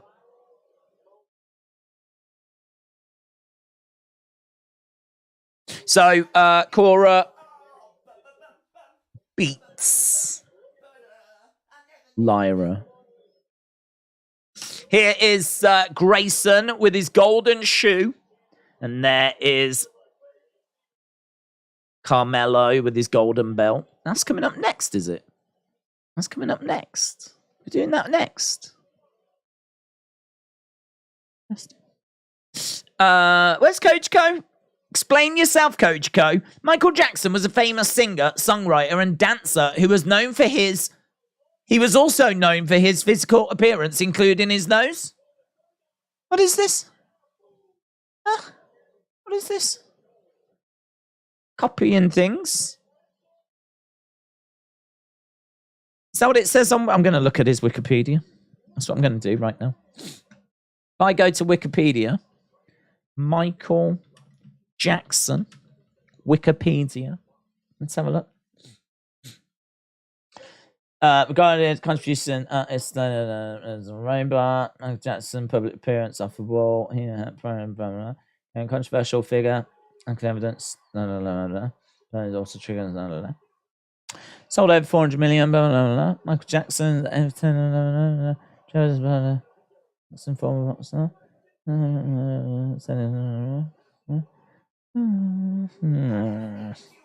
can't see it. Thought you'd copied it from Wikipedia. And I wanted to see if that typo was there. But it's such a long article.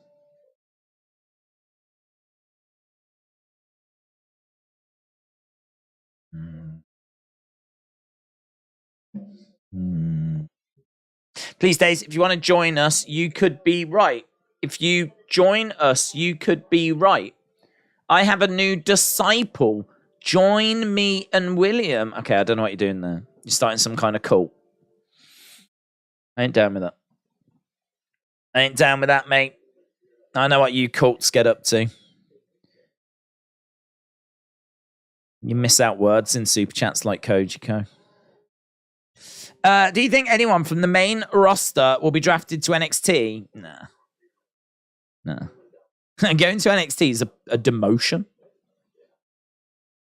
I don't think you would draft someone there and be like, oh, well done.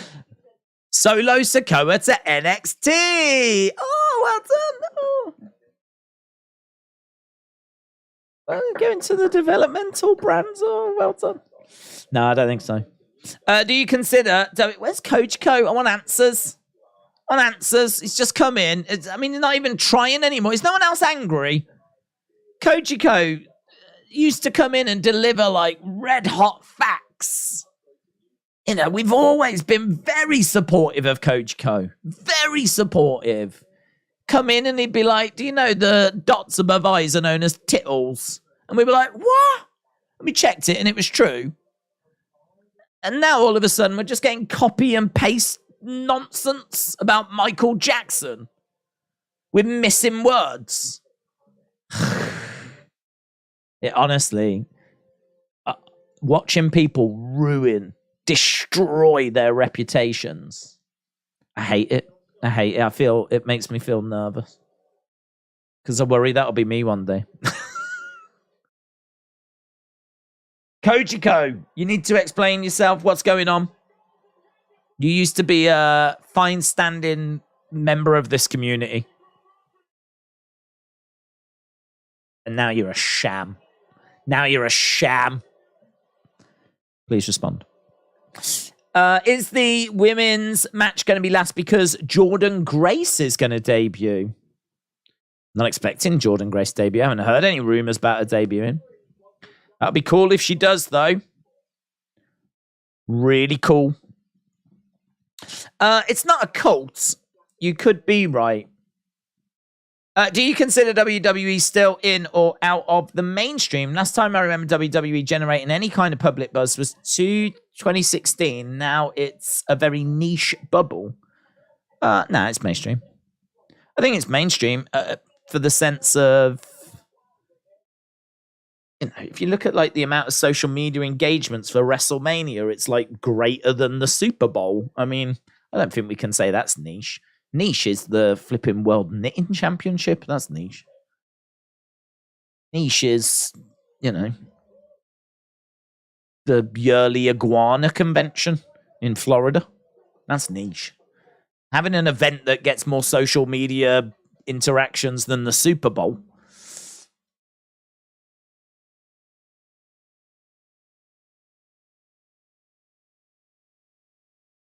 We're with the family.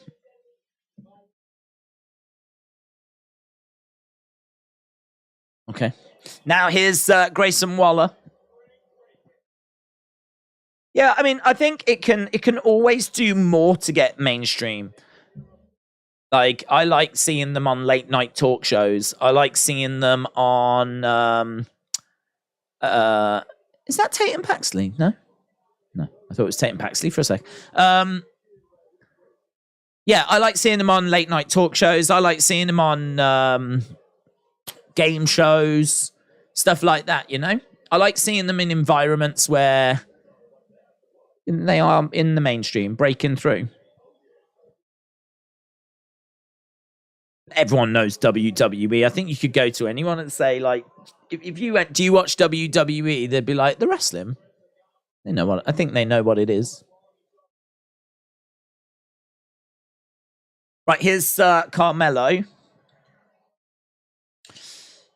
I need a bra and panties match between Rhea and Alexa. Where's Coach Co? I'm still looking for answers here. It's a flipping disgrace, the way he's treated this community. Time for bed days. Enjoy the show, said LA Dortnight. Dortnight, shout out to you. Good night. Moss versus Great Khali in a tuxedo match. Now we're talking.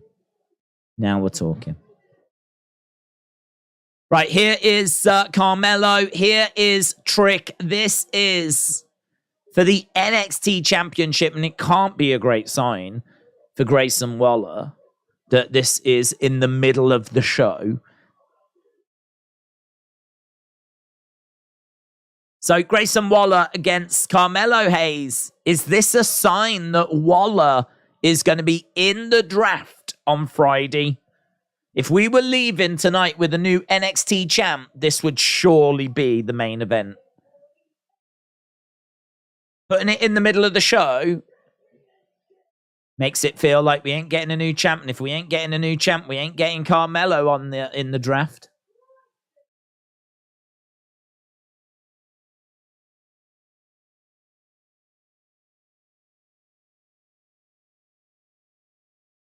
And his opponent.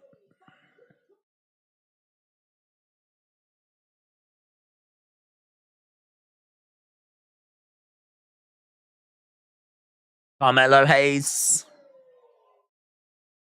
It's not there, mate. It's not there. He just went like that because I think in his mind, the graphic says Carmelo Hayes, him, but they'd already took it off screen. That would have been cool. That would have been cool if it was still there.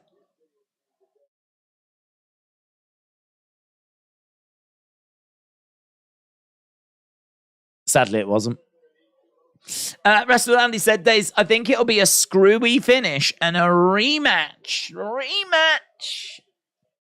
Dream match. Well, let's find out. You could be right. They've been teasing the reveal of an anonymous person that's been filming said chill dudes. Here's Koji Ko. Here we go. This will be the apology. Sorry for copy and pasting. I didn't realize. Here we go. Coach Co said, urination.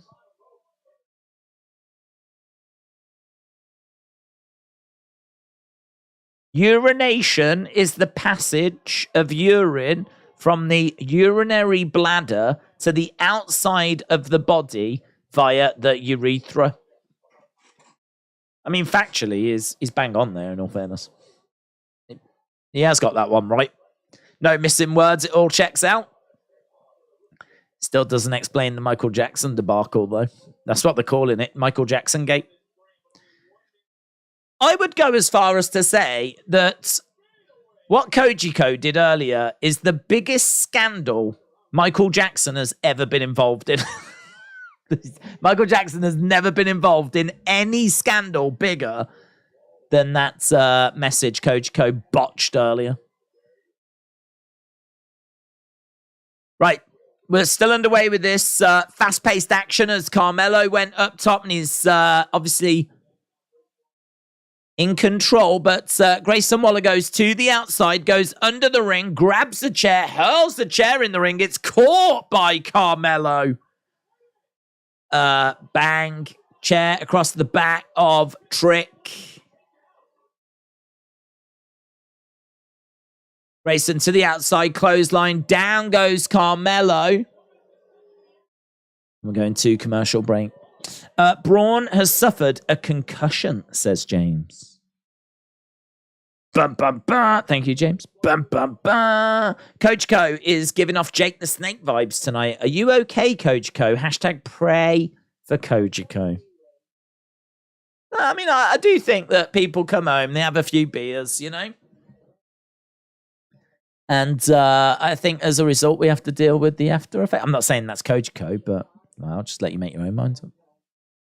All we need is a tweet from Brian Alvarez saying something big is coming and then not actually announce what it is. Yeah, that's what we need. RIP to the King of Pop, MJ, said Rays. Mella don't miss, even a chair catch, says Kappa.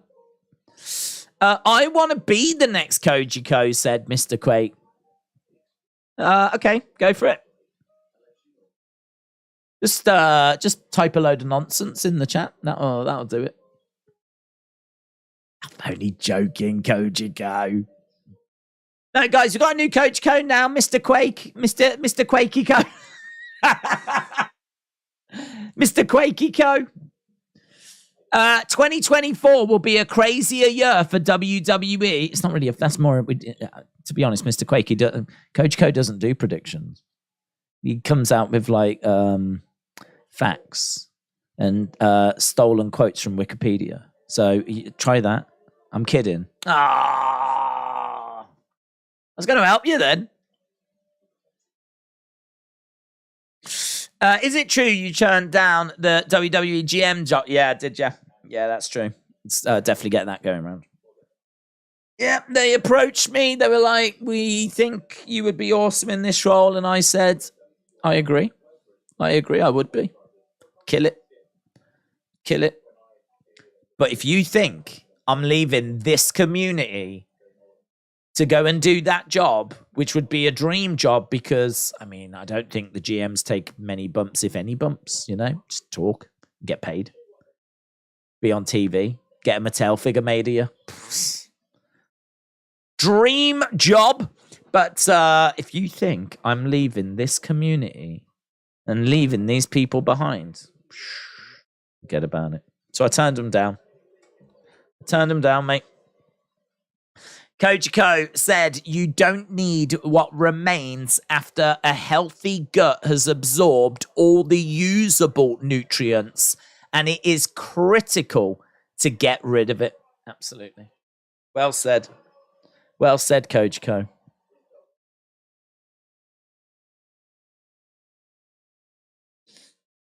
That is interesting, isn't it, when you think about it? When you eat food, it does take the good stuff, and the bad stuff obviously is rejected. Makes me think that like maybe taking vitamins and everything, multivitamins, is probably something I should do more. But saying that, I've heard as long as you just have a good balanced diet, you know, as long as you just eat normal, like you should get all your nutrients anyway. Shouldn't really be a problem to get your nutrients. But do you think like the multivitamins thing, I mean, you know that you're ticking the boxes if you do that. Don't even need to think about it. And who knows, might add an extra week on your life at the end, who knows?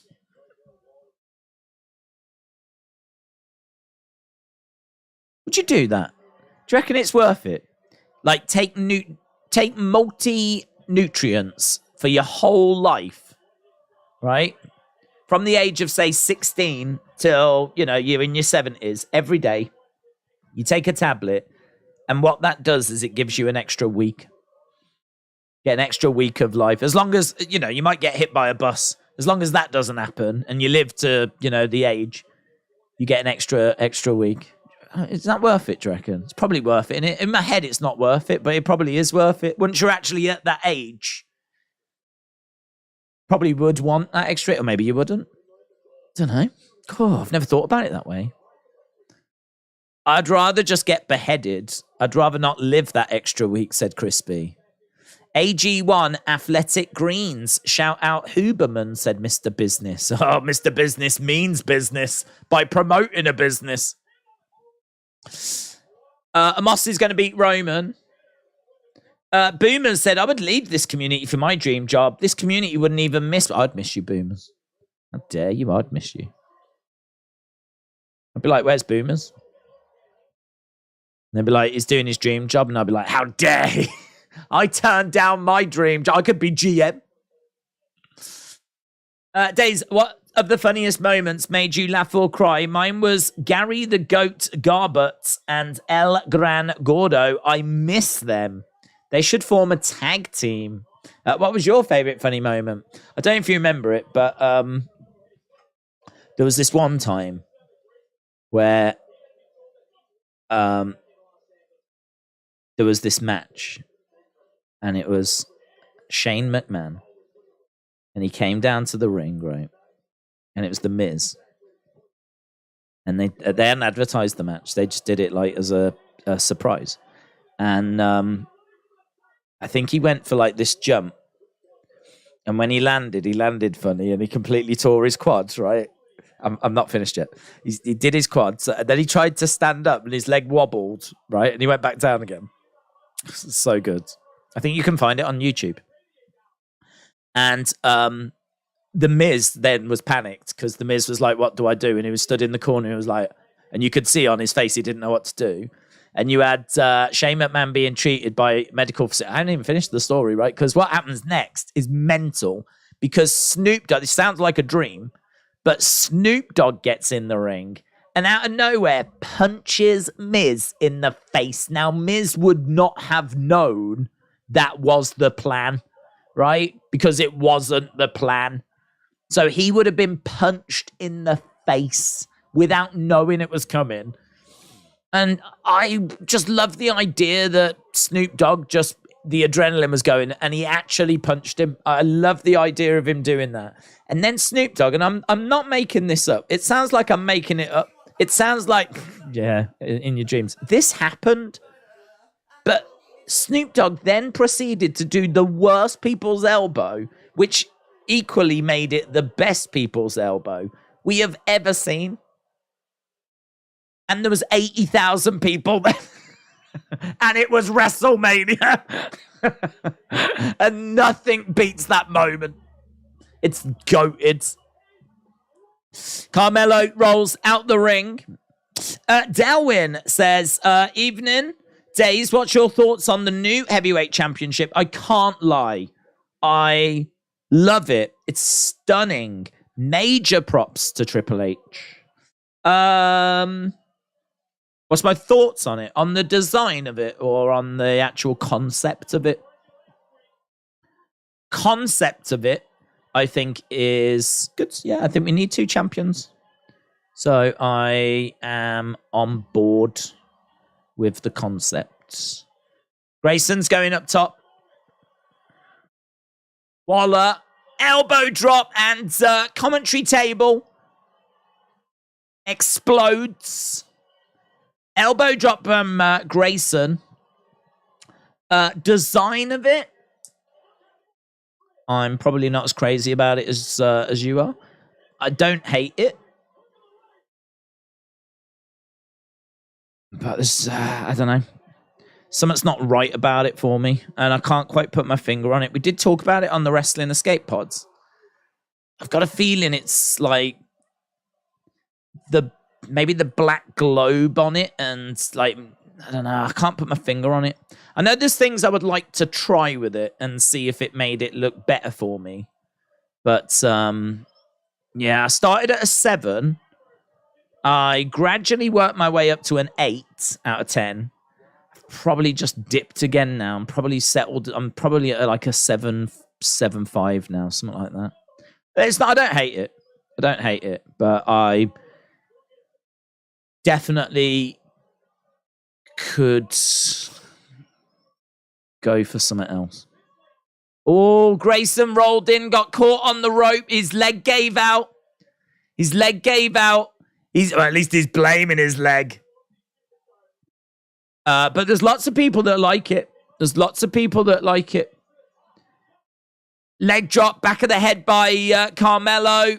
1, 2, 3, and Carmelo retains. Carmelo retains. I mean, in all fairness, all I would say is that this match being in the middle of the show basically is them telling us that's the way this was going anyway. Him era. So what does that mean for Grayson Waller?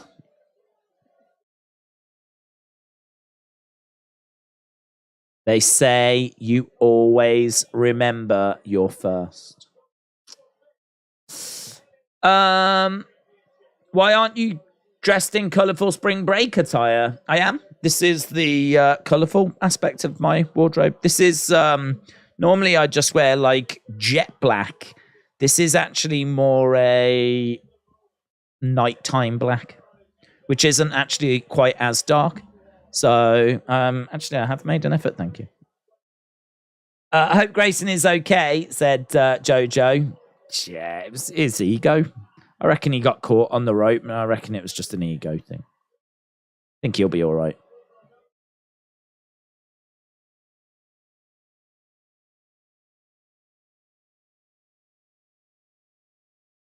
Bron.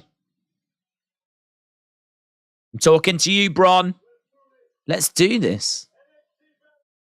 Battleground. May 28th. I want you.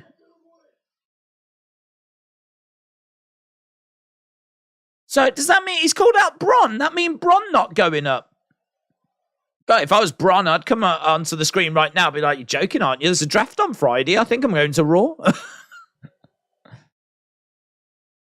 You're joking, ain't you, mate?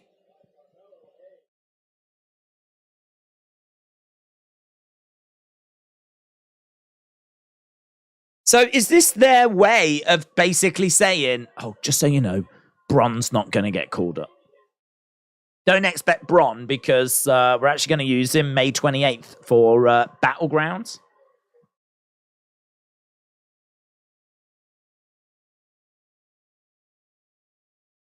So he puts a camel clutch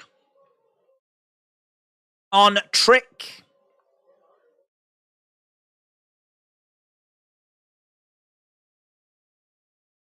Bron on the outsides, charging over. Oh my God, man. Wow. They just disappeared? That was sick. That was sick. That was done really well. That was done really well. He just speared him straight through that area that I think isn't that the platform? Oh. I mean, it's only thin in all fairness. I mean, but it's just it's done so well. Yeah, it is that platform.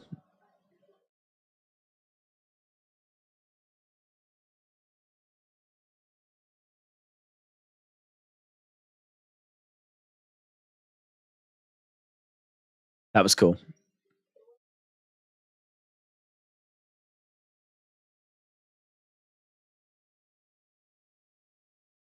Maybe Bron will get picked in the draft, then go to Raw and SmackDown after Battleground, said John. Great way to hide the mat, said Tahil. I think we just witnessed a murder. It was awesome, wasn't it? Melo just died. Are you buzzing from the Monster Super Chat last night? I'm still confused by it. I don't know what the repercussions of it are. Yeah, it's going to be... I've got a feeling that the reaction is going to be in a video on a channel that's got nearly 700,000 subs. So I feel like there's... Because they didn't say like, oh, I love the channel, keep up the work. They're not people that... I mean... If they were normally here and normally commenting, because it's a channel that's so big, we would see them, wouldn't they? They'd be highlighted. So we don't normally see them. So I don't know why they've done it. Why would you just drop into a random stream and do that? I got questions. I think it was for a video. That's what I think. Mitchell said he just speared him into Friday, coming on down, it's Friday. Bron Breaker, yeah. Bron Breaker, yeah. Carmelo, hey. Carmelo, hey. Friday. I'd love to redo that video. It's in the back of the car. Friday, coming on out, it's Friday. Carmelo, hey, Carmelo, hey. That should be his entrance music.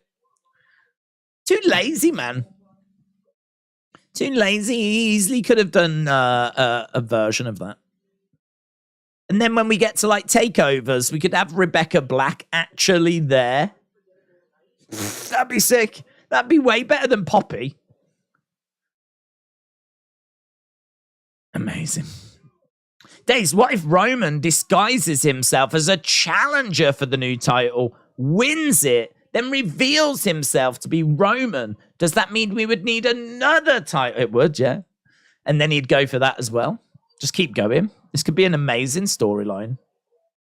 Wrestler Andy said, Daze, Grayson is almost too good to the point it might hinder him the same way that Dolph can keep taking L's and put on great performances. Yeah, I really like Grayson. I really like him. He's lost. He's out the conversation. Are we seeing him on Friday? Grayson Waller on the main roster. That would be sick, man. People love good talkers. Look how LA Knight's got over. Grayson's one of the best we've got when it comes to like talking. Erasure Mind said Zach is her brother. Duh. Halftime scores. We are a bit late on the halftime scores. No, yeah, we'll do them now. Let's go. Partying. Yeah, partying. Yeah, Friday. Coming on down, it's Friday. Where is the halftime scores? Halftime scores, everybody. It's the halftime scores. I really want to know your halftime scores. Put it in the chat. Halftime scores, everybody. It's the halftime scores. Are you happy? It's the halftime scores. Are you happy or you sad? Halftime scores, everybody. It's the halftime scores. I should get that recorded. If I got it recorded, I could just press play then. Just sit here like this.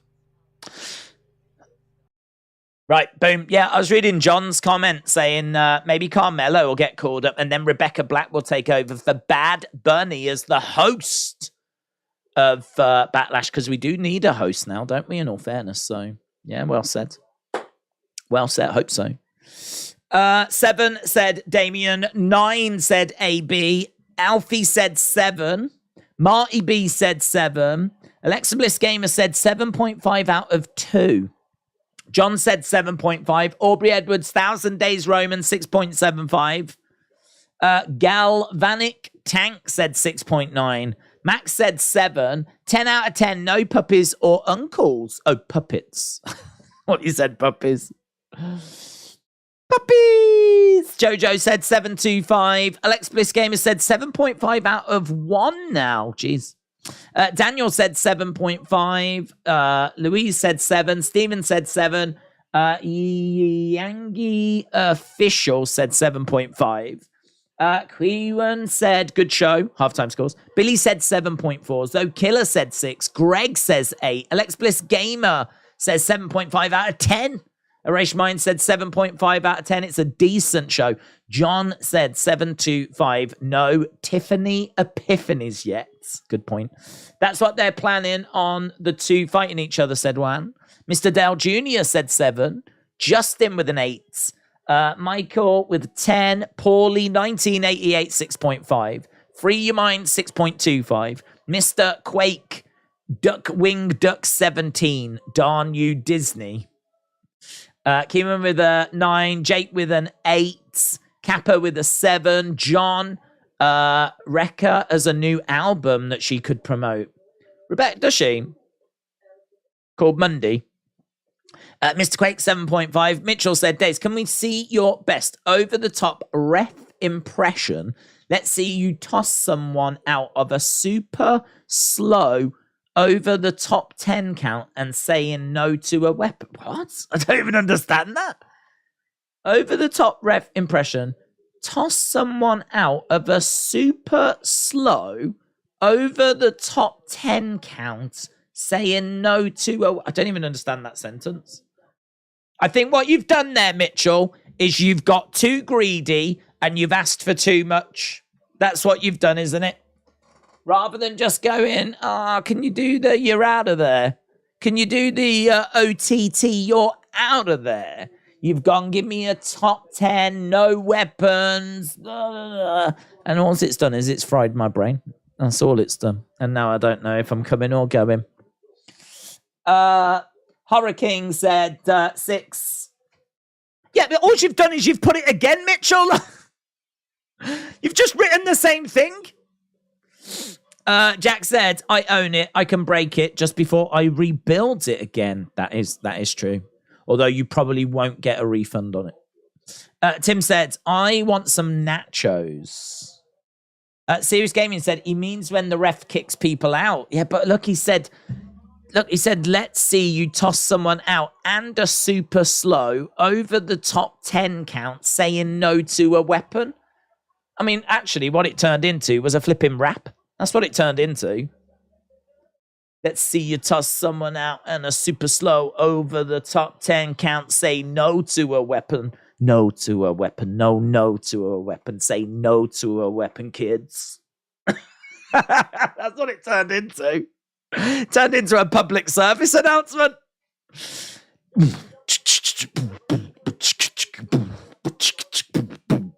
Let's see you toss someone out and a super slow over the top 10 count. Say no to a weapon. Say no to a weapon. Say no. That's catchy, man. You could make some out of that. I've just got dancers in the background in my head. You know, the kind where they keep their legs quite wide apart and they're like shimmying from side to side. And then occasionally they'll be like, oh, no.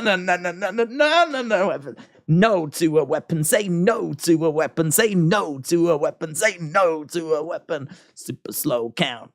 Oh, man, yeah, we could go. Let's go. Let's cook. Let's cook.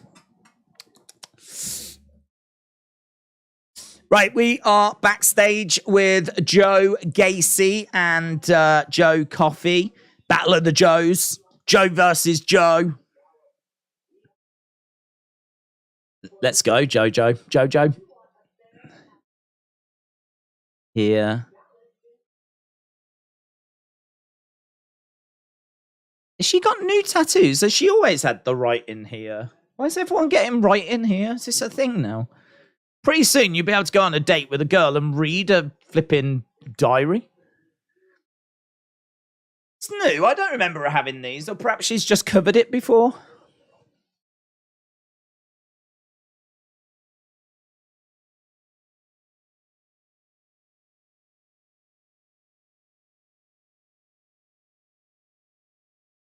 Okay, so if Joe Coffey can beat Joe Gacy... I need to write this down. If Joe Coffey can beat Joe Gacy, the Dyad will never get another title opportunity. Well, they want to leave anyway.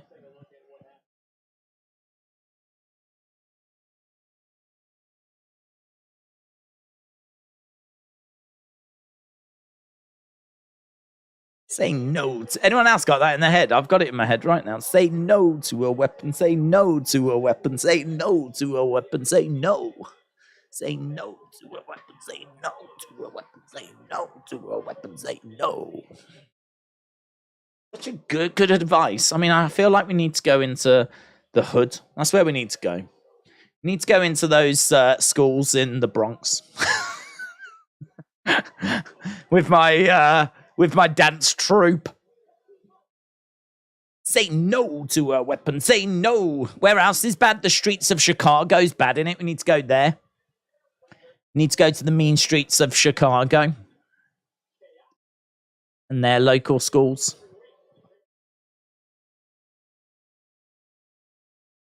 Here's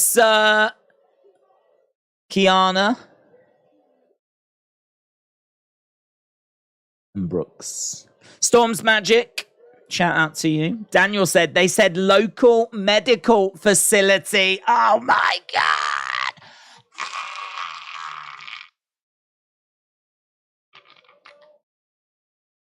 Medical facility. Hashtag Fire Vince. Daze, what happened to the tag match? It's just Priest Bunny now. It's just Priest Bunny now. That's it. Things change. Card subject to change. They said local medical facility. Boom. They said it. You know what that means? You know what that means? It means Vince McMahon is backstage booking this match. He has took a big interest in the relationship between Briggs and Kiana, and he is there in person. Alfie said, Heel Tuesday is almost over. Well, just remember, say no to a weapon, say no to a weapon, say no to a weapon, say no. Say no to a weapon, say no to a weapon, say no to a weapon, say no. I'd love to flesh that out a bit more. I feel like we could really get somewhere. Vince is back. And they said local medical facility. NXT said local medical facility instead of hospital. NXT did the right thing. Other brands said hospital, said Richard. That's a better way of looking at it. I like that, Richards. Yeah. Anyone that says hospital, they're wrong. It is local. It is medical facility. So rather than medical facility being seen as like this horrific Vinceism, how about we start looking at it as the right thing that should be said? Let's spin it, turn it into a positive. Right, we are underway between the tag match here, between these two. Atomic drop on the dong. Daze, I don't know about you, but I'm not feeling this match, says Serious Gaming. It just feels a bit fake, to be honest. That's the problem with it. It doesn't feel genuine. I mean, I don't mind everyone that's involved.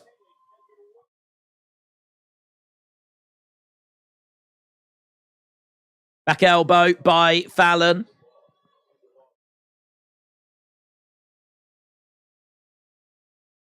Going for the drop kick as Kiana moves out the way.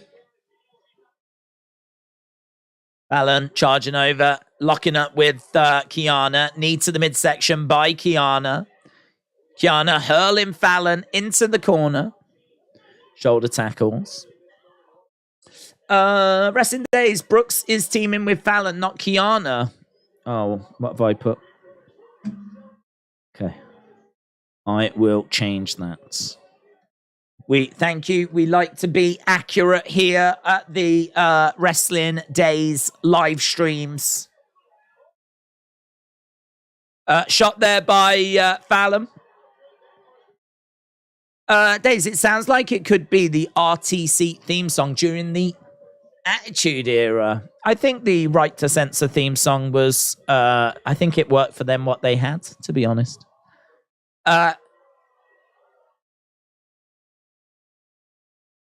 Brooks has got Kiana.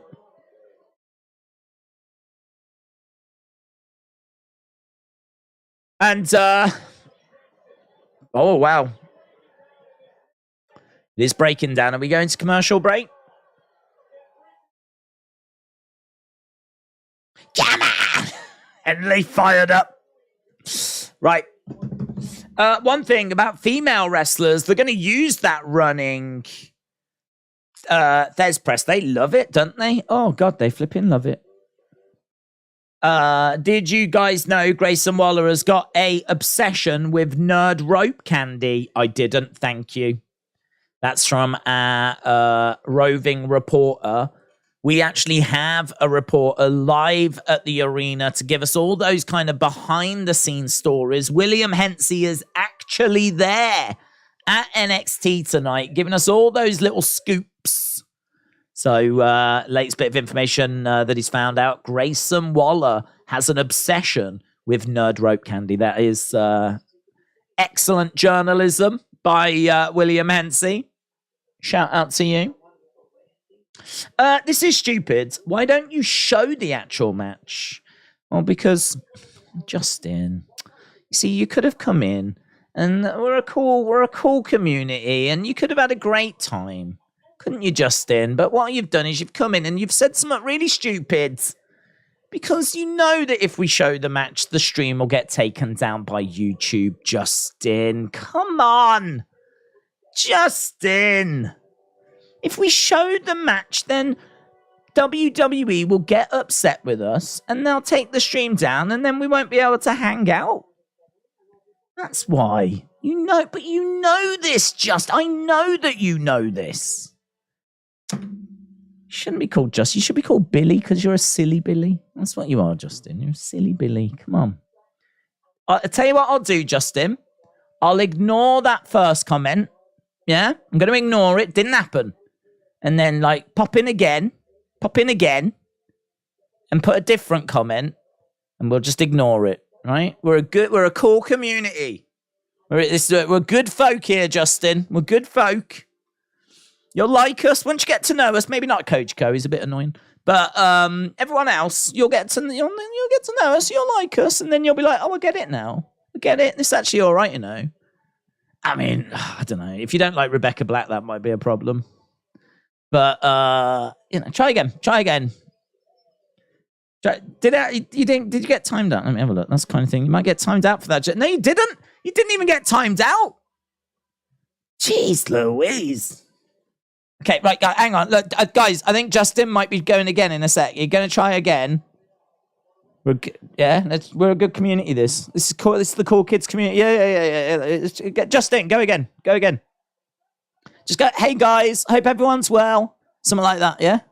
Here we go. Daisy's howdy. No, we haven't gone that way. We could have gone that. We ain't gone that way. I mean, we're cool. We need Justin a spot on the channel. Time to maybe Justin reenacts what's happening with his fingers. Yeah, I mean, I don't think that's helping the case, is it really? When I just said we're a cool community, even though I don't understand that. Alfie, shout out to you. Justin says, no, I'm being honest. Oh, Justin, I gave you a second chance, Justin. On, man. It just said we can't show it because we'll get taken down. Like, they pay money to show this on BT Sport and on USA Network. So how do you think I'm going to get away with showing it? I'm not, am I? I'm going to get taken down, as would anyone else on YouTube. But you know that. You know that you're not an idiot, are you, Justin? You're not an idiot. No one here thinks you're an idiot, Justin. I want you to know that, right? I mean, yeah, it's a bit borderline at the moment, but right now, no one thinks you're an idiot, right? Because you know this. You know what the reason why we can't show it. It's the same reason why no one else is showing it. Yeah? Okay? And then I gave you a second chance. Did you take that second chance? No. You stuck by your guns, didn't you? Well, you live and die by the sword, Justin. You live and die by the swords. And this just seems like a very silly hill to die on, let me tell you. A very silly hill. One last chance, right? I am so good. I am so forgiving. I am basically the Mother Teresa of YouTube. One last chance, Justin, yeah? I've even told you what to say. Just go, hey, everyone, I hope everyone's well. I'm going to pop off to see if I can find the show anywhere, but have a good evening. Yeah? How about that? God, that's nice, isn't it? That's positive. Yeah? So, one more time. Here we go. I love you, but at least do partial videos. Okay, right, Justin, we're moving in the right direction here. Okay. I like the love you bit. Yeah, okay, now we're going. Now we're getting somewhere now. I like you, Justin. I like you. I'm into this. Do you know, I'm a sucker for a compliment. I really am. Honestly, I like you. There is no such thing as partial videos. I mean, you could probably show it in the background and put like a filter over the top, right? I have seen people trying to do that with UFC. But in all fairness, I've also seen those same people get took down.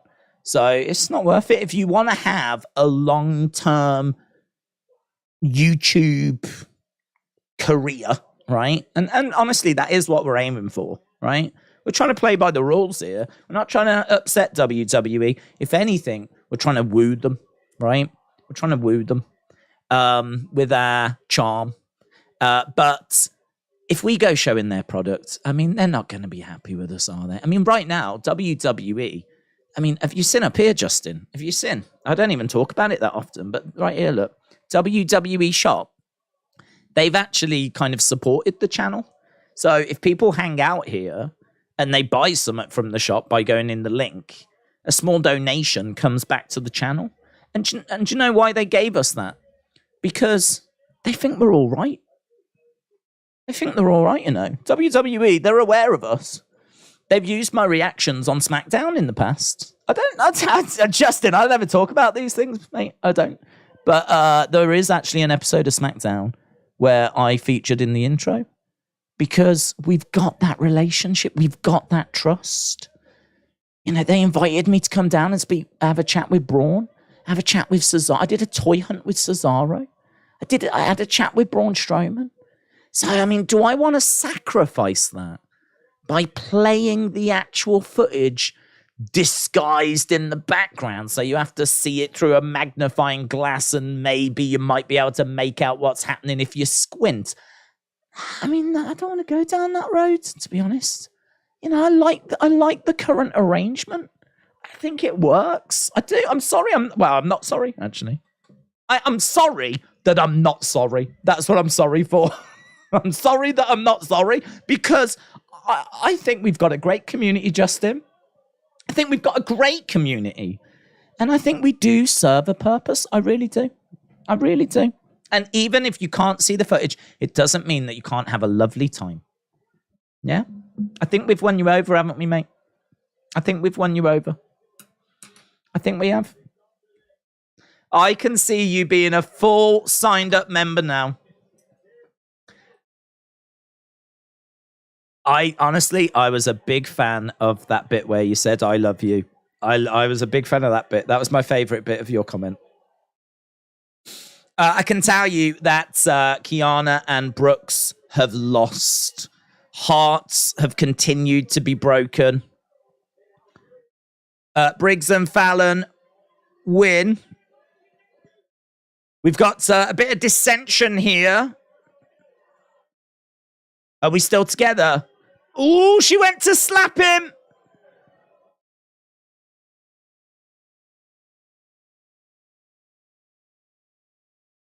I thought you loved me. I never loved you. Oh my God, guys, this is absolutely heartbreaking. This is heartbreaking. She has walked off. And he can't go back. He can't go back, even though they're saying you can go back. Briggs is so nice. Look at Briggs. What you're seeing right now is basically me and Justin. That is me and Justin on screen right now. What you're seeing between Brooks and Briggs it's my relationship with Justin. It is so nice. It is so good. It is so good. Who hurt you, Justin? Who hurt you? Was it Kiana? Where does she get off? Reminds me of a breakup. I feel bad for this guy. The guy in the Hawaiian shirt reaction. I didn't see him. But this is worse than Old Yeller. Right. 10 out of 10. It made me giggle. What's this? This is Scripps. What's Scripps doing? Flipping idiot.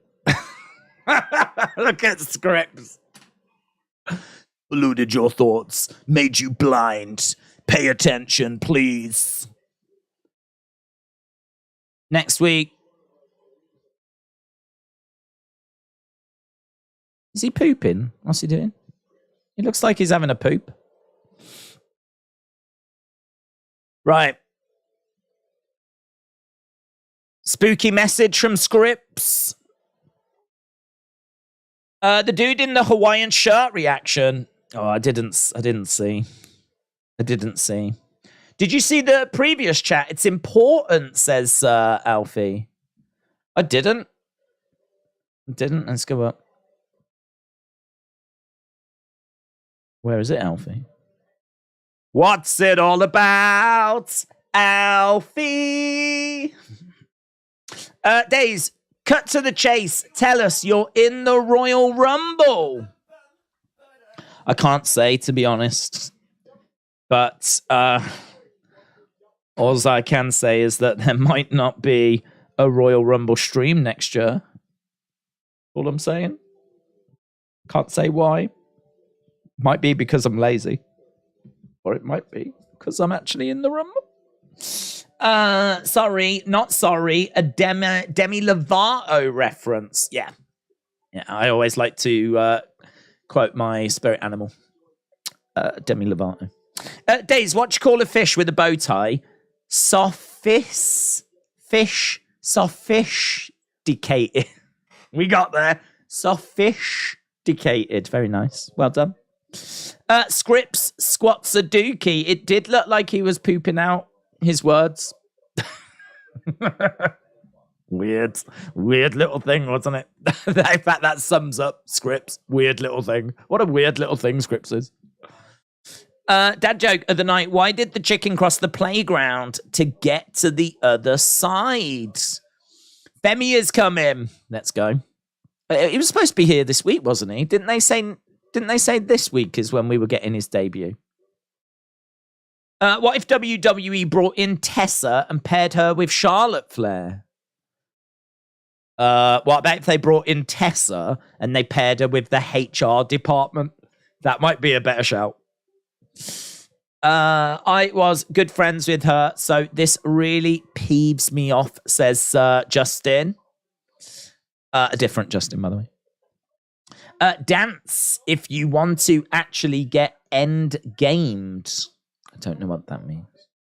I don't know what end gamed is. That's the Avengers, isn't it? End game. I don't know. Daze is in the 2023 draft. Breaking news. Right.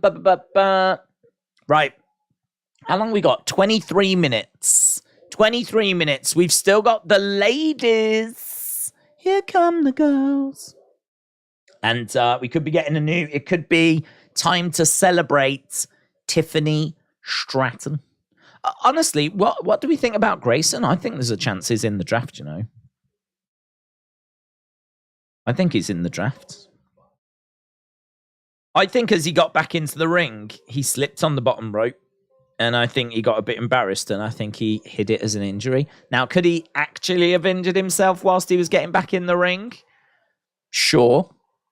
But if you're a wrestler and you injure yourself by getting into a ring, that's a loser thing to do.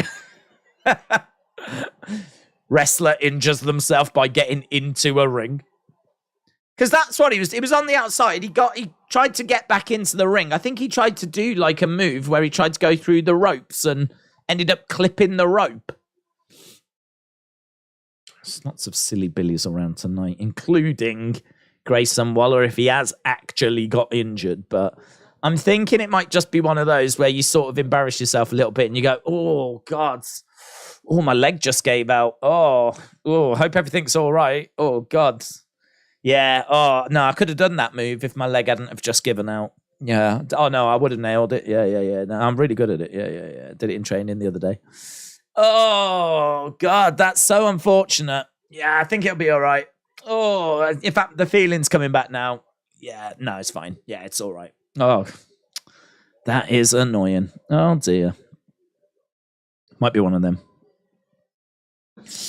Grayson is lucky Michael Cole is not commentary, says Mitchell. Yes. Yeah, Michael Cole wouldn't let him forget about it, would he? Very true. Daze in the World Heavyweight Championship match.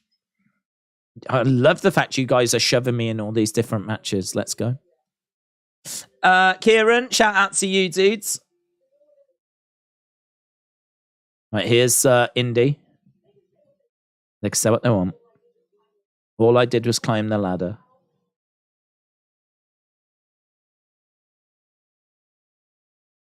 I fought to get this.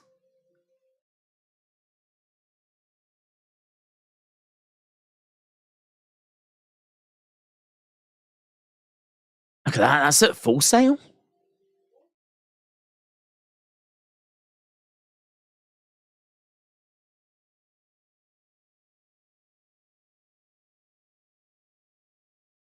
So she's looking in the mirror. She did get help to win it, though.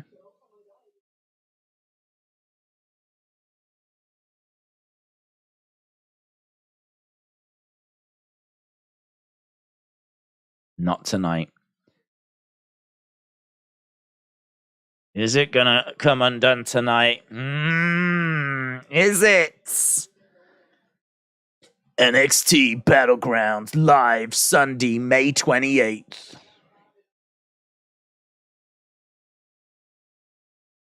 So Indi has some doubts. Oh, Anonymous.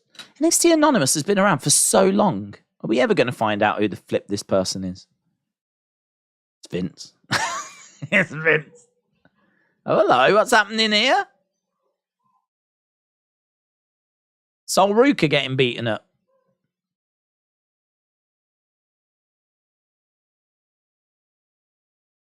Why does no one ever talk to Anonymous? I don't understand.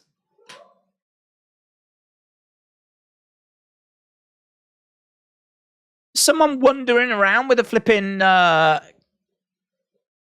phone filming, and you're telling me that they don't get picked up on CCTV? Perhaps it's John Cena and we can't see him. Here's Obafemi. Yeah, they did say he was having his debut this week. Man, look at are they tiki torches? They've got like tiki torches leading his way down to the ring.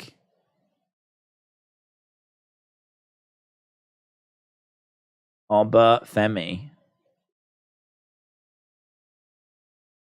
Making his way to the ring. Obafemi, 450 pounds he can lift.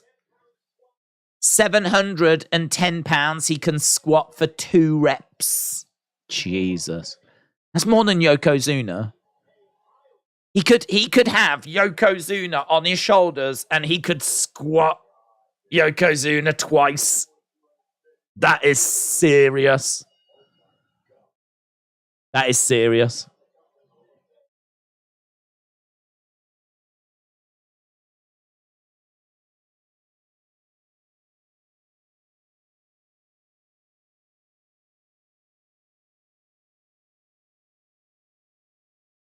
This could be the next big thing, says Booker.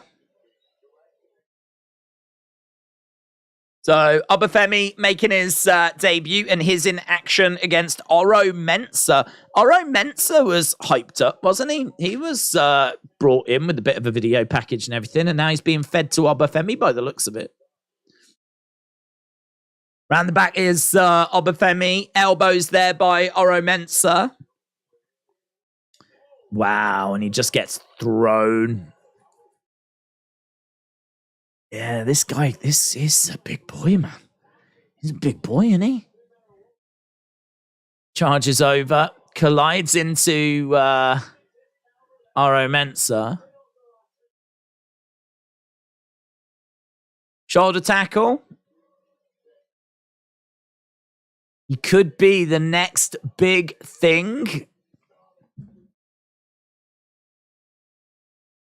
He looks great. He looks great. Elbows coming in by Oro. Booker is so bad, as we agree, like I said before, not just this time, said Juan. Carmen Live said, Daze, I should have gone to Raw last night in person since it was in the Allstate Arena in Chicago, Illinois. You should. Kieran said, I'm very excited for the draft this Friday. It's going to be big, man. That is going to be so much fun. I can't wait. Corey with a shocked face. I'm not sure what Corey is shocked at. Everything. Everything. What's Corey shocked at? Everything. What isn't Corey shocked at? Shocked at everything. These weird names are getting more weird by the day. Obafemi against Oro Mensah. They are different. Are they? I don't know if they've got maybe connections to, I don't know, like other nationalities. Like I don't know where.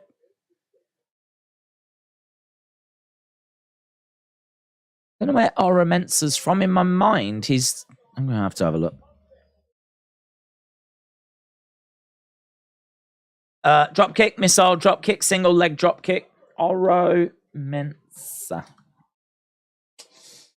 Wow. No way would I have said that. So he's billed as being from Ghana and West Africa, which is where I was thinking, because he's got the red, the yellow, the green.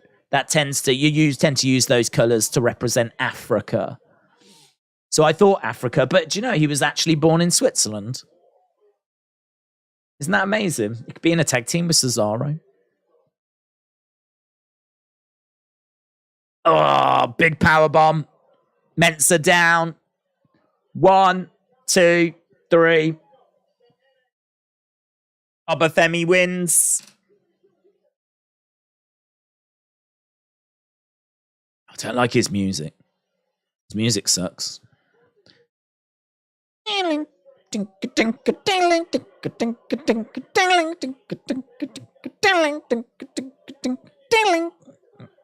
like it. Say no to a weapon. Say no to a weapon. Say no to a weapon. Say no. Say no to a weapon. Say no. You can have that. If you want that, have it. It's horrible music. It's got no redeeming features about it whatsoever. It doesn't sound big and epic or anything. It's just... Here's GG. She's wearing a Smiths t-shirt. It's pretty cool.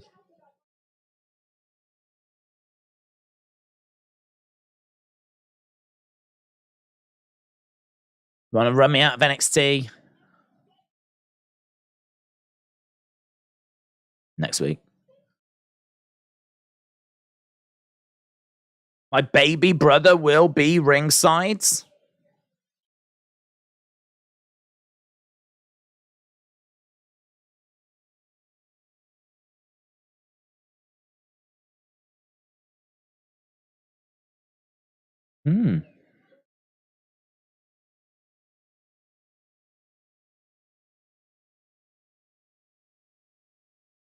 Not going anywhere. I like this promo.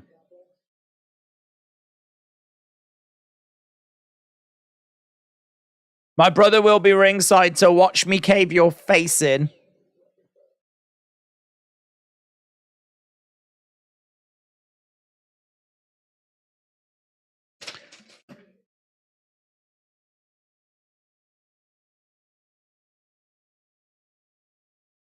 Okay, so Drew Gulak wants Wes.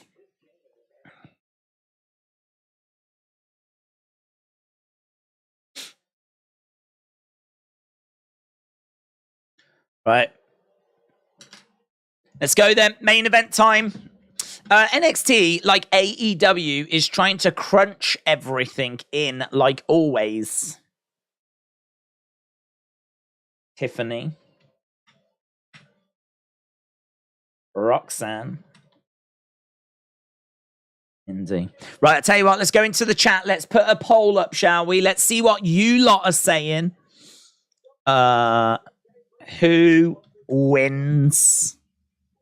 Is it Indi that wins? Is it Tiffany that wins? Or is it Roxanne? Who's winning? Poll is in the chat right now. Right, baby Dolan turns on sister for JC Jane. Well, I don't know how old her brother is, but I don't know. JC Jane shows him a bit of attention. Do you know what I mean? I'd probably choose JC Jane over my sister. I mean, it does help that I don't have a sister, but just saying. Emma was the same. They have this oops, I forgot where I was supposed to be look. She said she has a disabled brother. Did she say that? I can't remember. I can't remember her saying he was disabled. I don't know. He is? I don't know. Apparently he will be on the show next week. I voted Tiffany. Why I get this poll? Well, you type it. I tell you why. I'm ahead of you all, said Jax. William, like a robot being plugged in for the very first time, said Irish Rebel. Crazy, unlike Raw and SmackDown, like sometimes not all and some people not all. Whoever loses will be called up this Friday, guarantee, says Defcon Eric and Pirate King Jack Adventures. I'm going for Tiffany, says Matty. Juan said, but does it happen? And it has like something not all and some people not all. Does what happen? Does what happen? Indi ain't losing this quickly. Ah, okay. So Indi's not going to lose this quickly. And then you said, is that going to happen? I don't know. You see, she could lose it because of the draft. They might want to have her go to the main roster and be with Candice. So they've just given her a real short little run with the belt. She could, I mean, they could drop it back to Roxanne and give Roxanne like a good run with it now. Or they could be looking at Tiffany. I mean, Tiffany's right there in the, Tiffany deserves an opportunity with the belt. I think she's been hampered by injuries. You could maybe make the argument she hasn't been long back from injury. So, like, what feuds has she been involved in? To win the women's title should be a big, big deal. Big deal. If you think about how long Asuka had it for, how long Mandy Rose had it for, you think about some of those long title reigns. Shayna Baszler, Raquel Rodriguez. To win this belt should be a big, big deal. So, it is getting hot potatoed a little bit. It was on Roxanne, now it's on Indi. If Indi drops it tonight, that'll be another change. Do you just stick with Indi? Just give us some time with the belt? I don't know. And that's why I'm asking you. But you lot, you've got it between Indi and Tiffany. 44% of you have said Indi. 41% of you have said Tiffany. Only 15% have said Roxanne. So it's between Indi and Tiffany for a lot of you. Rematch between Sammy and Kevin and the Usos. Feels like Sammy and Kevin will probably retain, but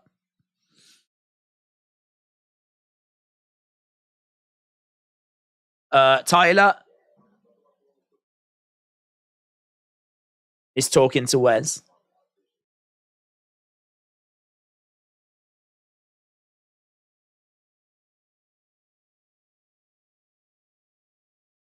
Wes says that he's good.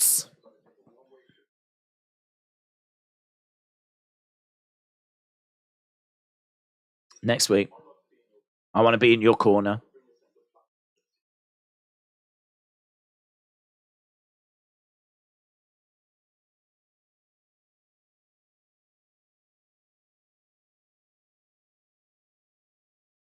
I'm not sure how I feel about this meditation stuff from Tyler.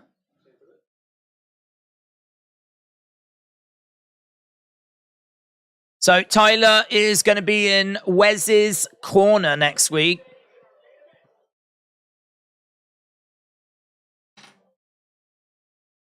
Here's Roxanne.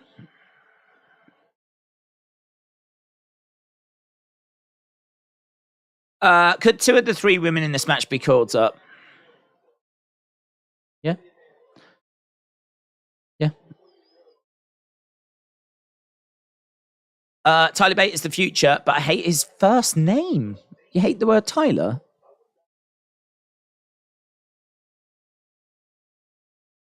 A lot of history between Candice and Indi. Here's Indi. Here's the champ.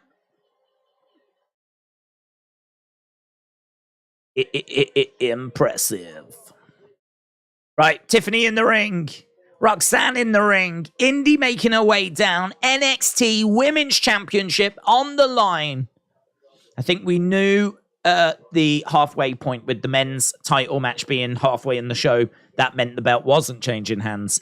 This one, I don't know, you know. I really don't know. They really like Roxanne, right? I think what Roxanne needs is she needs some good feuds. She needs some good promo time. She needs some good, you know, series of matches against the same opponent. She needs to be able to tell some stories. Now, she had a little thing going with Cora Jade.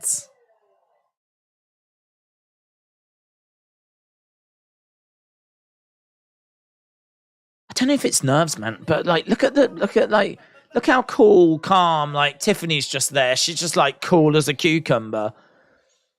Roxanne, like she looks like having to take deep breaths and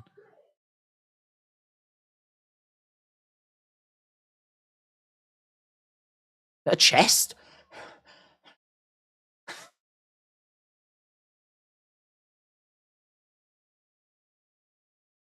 I don't know.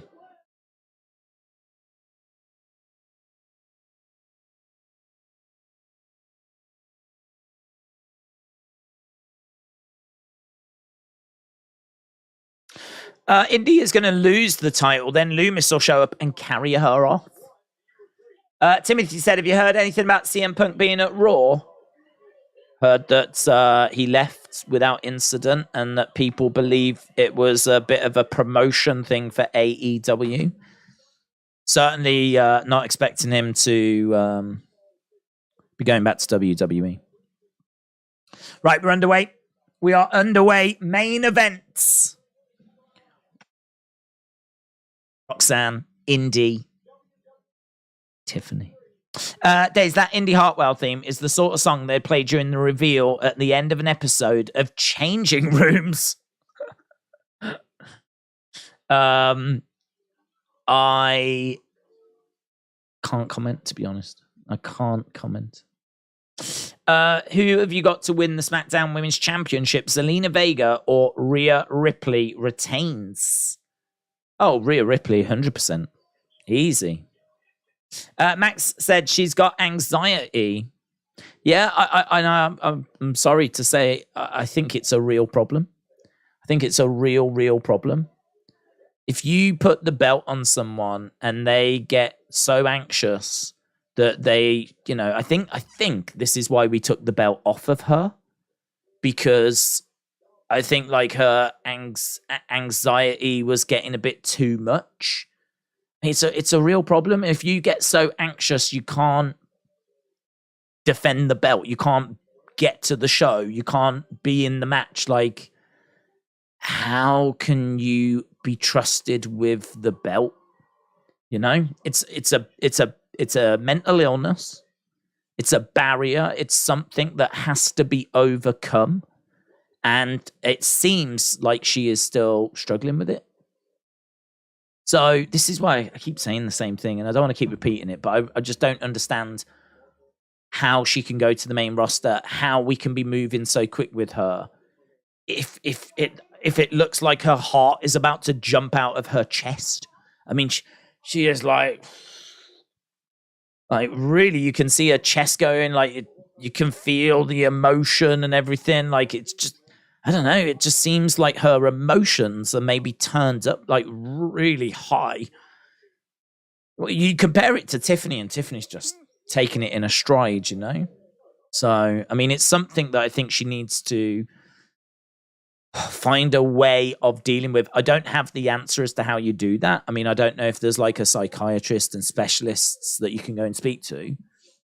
It's something that I would like to think can be overcome, and then but I don't know. I look at her and I just think, I don't think we're there yet with it. I don't think we've sorted it yet. Maybe when the match gets going, it's a lot easier for her, I'd imagine. I'd imagine the worst part is the walking out and the standing, being introduced. It's like most things, isn't it? If you're standing there and you're waiting to do what you're good at, it's that can be the worst part. But once you're actually doing it, once you're actually in the match, like she looks a lot more comfortable now. Like, now she's actually in the flow. So, like, for me, that is potentially a barrier for her going up. So does that increase the chances of her winning? Kick coming in there by Roxanne. Drop kick as Indi goes to the outsides. Knee strike coming in by Tiffany. I mean, it's a big thing. I mean, it's easy to forget. Like, not only are you in front of a few hundred people, but that camera is beaming the images out around the world. You know that any mistake or anything you do is going to be all over Twitter. Like, it is a big thing. And then you add in her age as well. Oh, wow, that is nice by Tiffany. How long we got? Oh, we're in the overrun. Jeez Louise. This match ain't going to go long, is it? We've left this match no time. We've got, 5 minutes or so? Slam there by Indi. Tiffany back in the corner. Indi picking up Tiffany, slamming her down.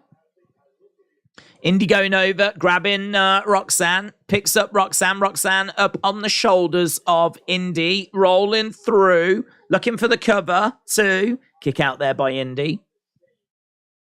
Shot coming into the midsection by Roxanne. Big shot there by Roxanne. Indi. Strike coming in by Roxanne. Kick to the midsection of Tiffany.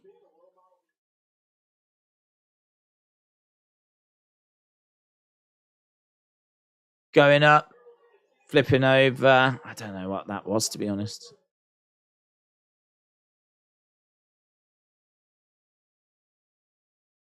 Against the ropes. Up. Fez press.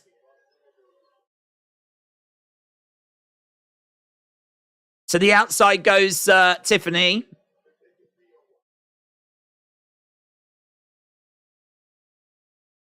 Roxy against the ropes. Suicide dive onto Indi. Roxanne getting back in the ring, going against the ropes. Another suicide dive into Tiffany. Tiffany cracks against the commentary table. Roxy back in the ring. Against the ropes goes Roxy. Another suicide dive.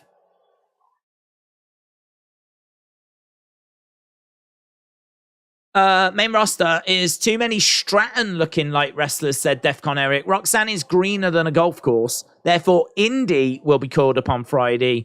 I'm calling it. If I'm wrong, I'll buy you around. Roxanne crossbody. Down goes Indi. 1, 2. Strike there by Roxanne. Down goes Tiffany.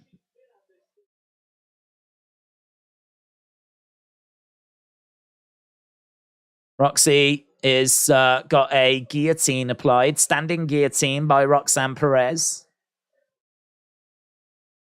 So next week, JC Jane against Gigi Dolan. Also next week should be Wesley and Drew Gulak. Inside cradle by Roxanne. Perez working on the arm of Indi, but Indi reverses. Down goes Roxanne. Indi going over, and Roxy is still down. Tiffany needs an NXT Women's Championship run to build her credibility, said JK Knight. Daze and Roxanne are the same age. Good point. Is she 21? Good point. Round the back. Roller. 1, 2. Oh, my God. That's a vicious stomp. Damn, Tiffany. She just stomped Roxanne with, like, everything and more. I don't know if she's had any training in how to do those. I think she's just actually doing those. The way that she just stomped on Roxanne then. Vicious. God, everything here just looks vicious by... oh, my God. I just saw a replay. Oh, my God. She didn't pull any punches, man. She didn't pull any punches. Forget being safe. Ah! Wow. No wonder they're checking on Indi. They need to check on Roxanne. They need to check on the ring. They need to check on everybody. She just stomped at everyone and then, like, landed on top of Indi. And Indi went down really awkward. Perez just got absolutely flattened. Jeez Louise.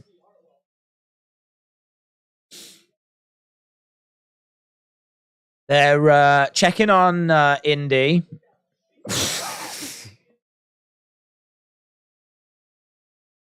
Wow, I mean, what you can say about Tiffany is she certainly believes in herself.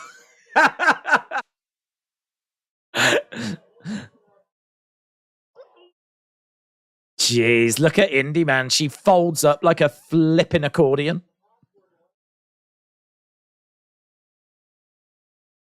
How long have we got left? I want more of this. Oh, Tiffany Stratton's the new Nia Jax. Let's go. Tiffany Stratton's just going to go in there and just kill everyone. Well, she had a good career, Indi Hartwell. She had a good career. It was a good run. She managed to win the NXT Women's title.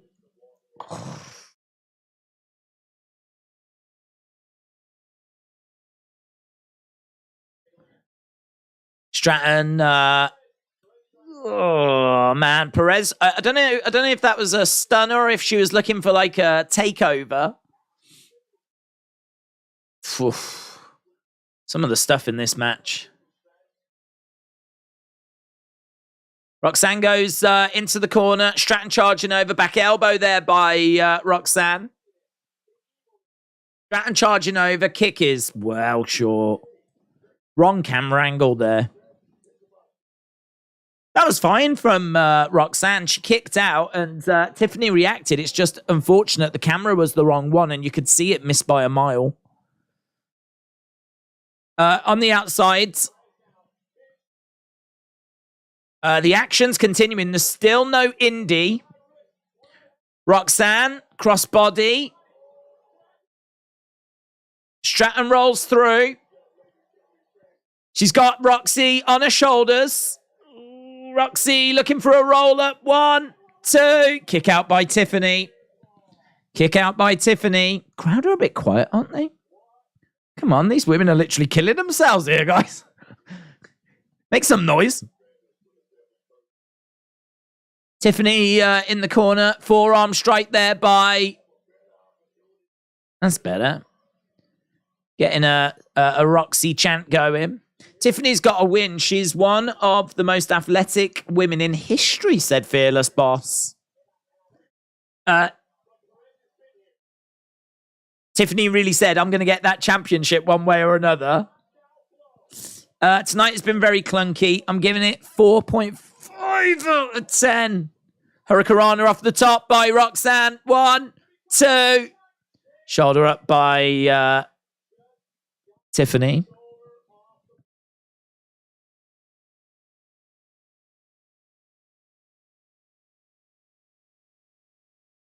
Booker said, thought that should have been a free count right there.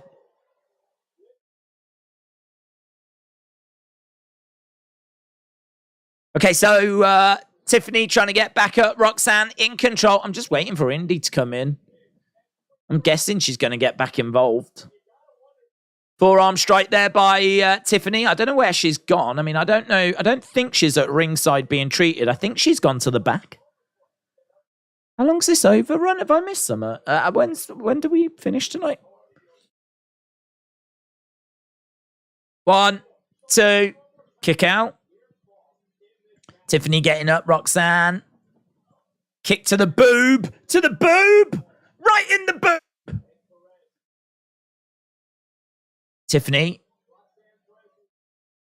Roxy working the arm. Looking for a leg sweep. Bang.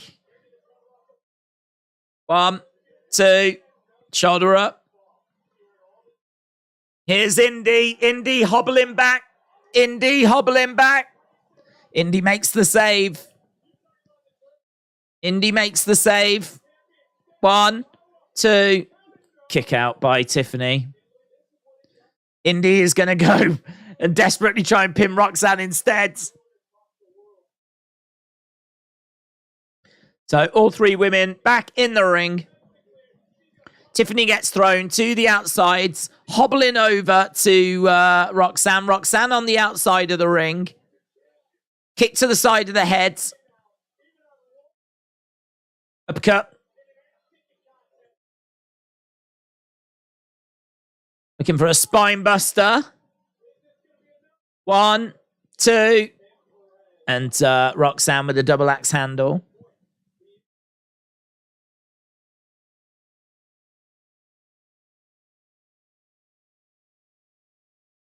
So, Indi trying to get up to her feet. 26th of the 621. Backbreaker Wrestling used Calumet Christian School. Let's go, Roxanne Perez. Carmen Live, shout out to you. Scoop slam by Tiffany. This is getting super sloppy, said Kappa. Moonsault by Tiffany. Moonsault by Tiffany. And Indi grabs Tiffany, drags her out the ring. Indi trying to get into the ring, hobbling over against the ropes. Shot there to Roxanne's side of the head. 1, 2, 3. And Indi Hartwell has retained. Indi has retained. I don't know what that means. I mean, what does that mean?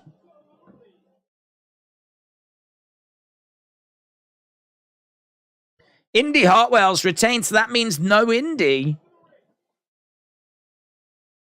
I don't think you're going to be calling up Tiffany, so what? We're going to call up Roxanne.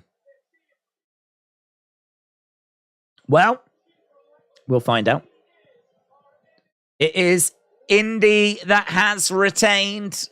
Indi has retained. You lot called it. 44% of you thought it would be Indi.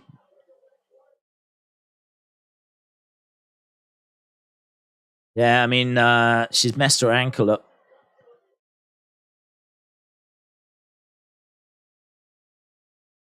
So, a triple threat match. Indi retains against Roxanne and Tiffany.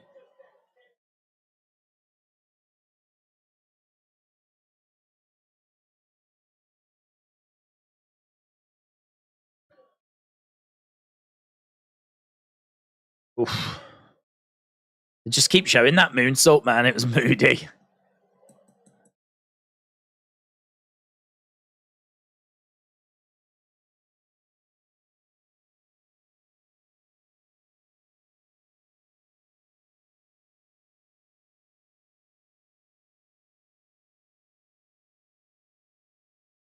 Not done.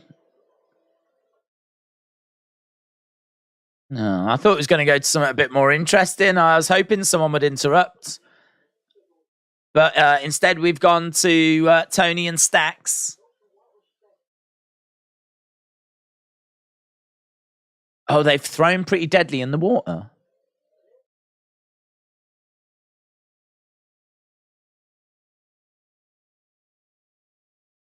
Pretty Deadly have been chucked in the water, so it main event for them, innit? Main event for them. They're going to the Raw. Raw and SmackDown.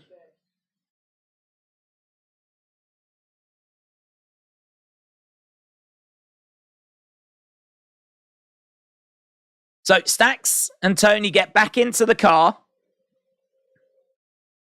The trunk is empty. They've disposed of Pretty Deadly into the water. And they drive away.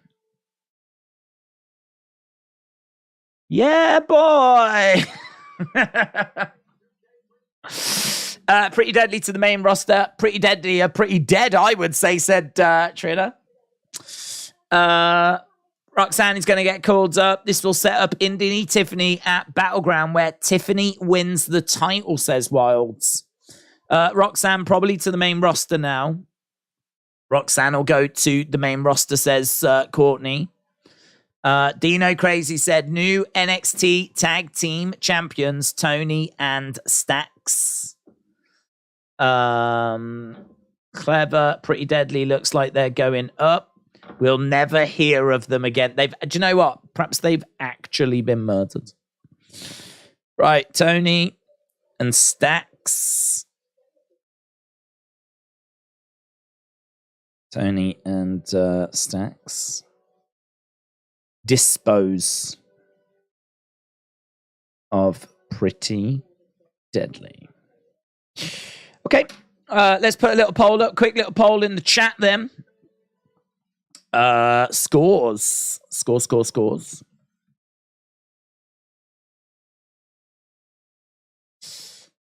Seems like they improved the match after the injury to Indi. 72775, 62675, 575 or below. Boom. Pretty Deadly to the main roster. Meave said 8.5 for this show. John said 7.5. Improvise, says Thomas. Grant said they're in the afterlife with Gallows and Anderson. The tag team after they're there with the Ascension and American Alpha and Lucha Dragons. They're in a good place. They've gone to NXT Tag Team Heaven now. The Revival, the Authors of Pain. 7.5 said A.B. Jobson. 5.5 said Dino Crazy 15. Tiffany will be called up, but not before she gets the belt. She's way too talented. Mike said 8.8. Brian said 6.6. Adam said 7.5. Carmen Live said, I give NXT tonight an 8. Who won? It was Indi that won. Vaudevillains, good shout. Great shout. How was your night? It was good, thank you. I hope you had a good night. The Ascension. The Ascension. They were a great team, weren't they, in NXT? NXT is taking tips for Impact, killing off talent. Defcon Eric said 4.5. Draco said 7. Not as good as Raw, but it's pretty good, said Rambles. Josh said 5.5. Jack says 101. Thomas says 8. Stunner said who won. It was Indi retained. Mitchell said, I went 7.75. What about you? I would go 7-ish, about 7. I think, I don't think there was anything that shocking here tonight. I mean, I suppose the big shock was Indi retaining. I really thought she could have dropped the title and gone up to be with Candice, but Carmelo retaining wasn't a surprise. Kiana and Brooks splitting, I don't think that was much of a surprise. I didn't think the Tony Pretty Deadly match was anything that special. I don't know. I mean, like, it was just kind of, it was fine. It was fine. It was fine. I wasn't bored at any point. It didn't come anywhere near blowing my mind, though. But there's some nice fun moments in there. But it was a bit botchy in places. Some of the matches were okay. I don't think there's anything close to 5 stars. I don't think there's anything close to OMG. You know, we didn't really get any arrivals of anyone or any new champs or I don't know. Did we get any kind of talking point? I suppose the big talking point is maybe Pretty Deadly. Dead. They're Pretty Deadly are living up to their name. Pretty Dead. So I think they could be main roster bounds. And we know they like Roxanne, so there's maybe a chance of Roxanne. Is there maybe a chance for Grayson Waller as well? So yeah, there's a few that could be main roster bound, but yeah, I thought it was all right. I thought it was an all right show. Fell asleep, said Noah. The stuff I saw was pretty decent. Main event sucked. What was that arm drag by Roxanne? To be honest, I mean, Roxanne's a very good wrestler. I do rate her as an in-ring talent. I think she's very good, but it just seemed like the chemistry was off in that match. The spear was 5 stars. Yeah, that was goated, actually. That was good. Good point. Adios, Pretty Deadly. So Mitchell making a very good point. Decent show, but momentum is lacking after WrestleMania, says Kappa. Oberfemi wasn't bad, but the entrance music should be better. Serious Gaming says 7.75. Tahil said 6.5. Jamie said 7. Terry says 7.5. AEW Dynamite tomorrow. It is indeed. Who won? Indi won. Indi retained. Was hoping they would give Duke Hudson and Bron Breakker a stare down moment. Maybe they will have Bron Breakker break his trophy and tease the match between them. Matt said Roxanne to the main roster. American Alpha Daze. American Alpha, great team. In tag team heaven now. The spear that Carmelo took was kind of OMG, said Gabriel. It was a good moment.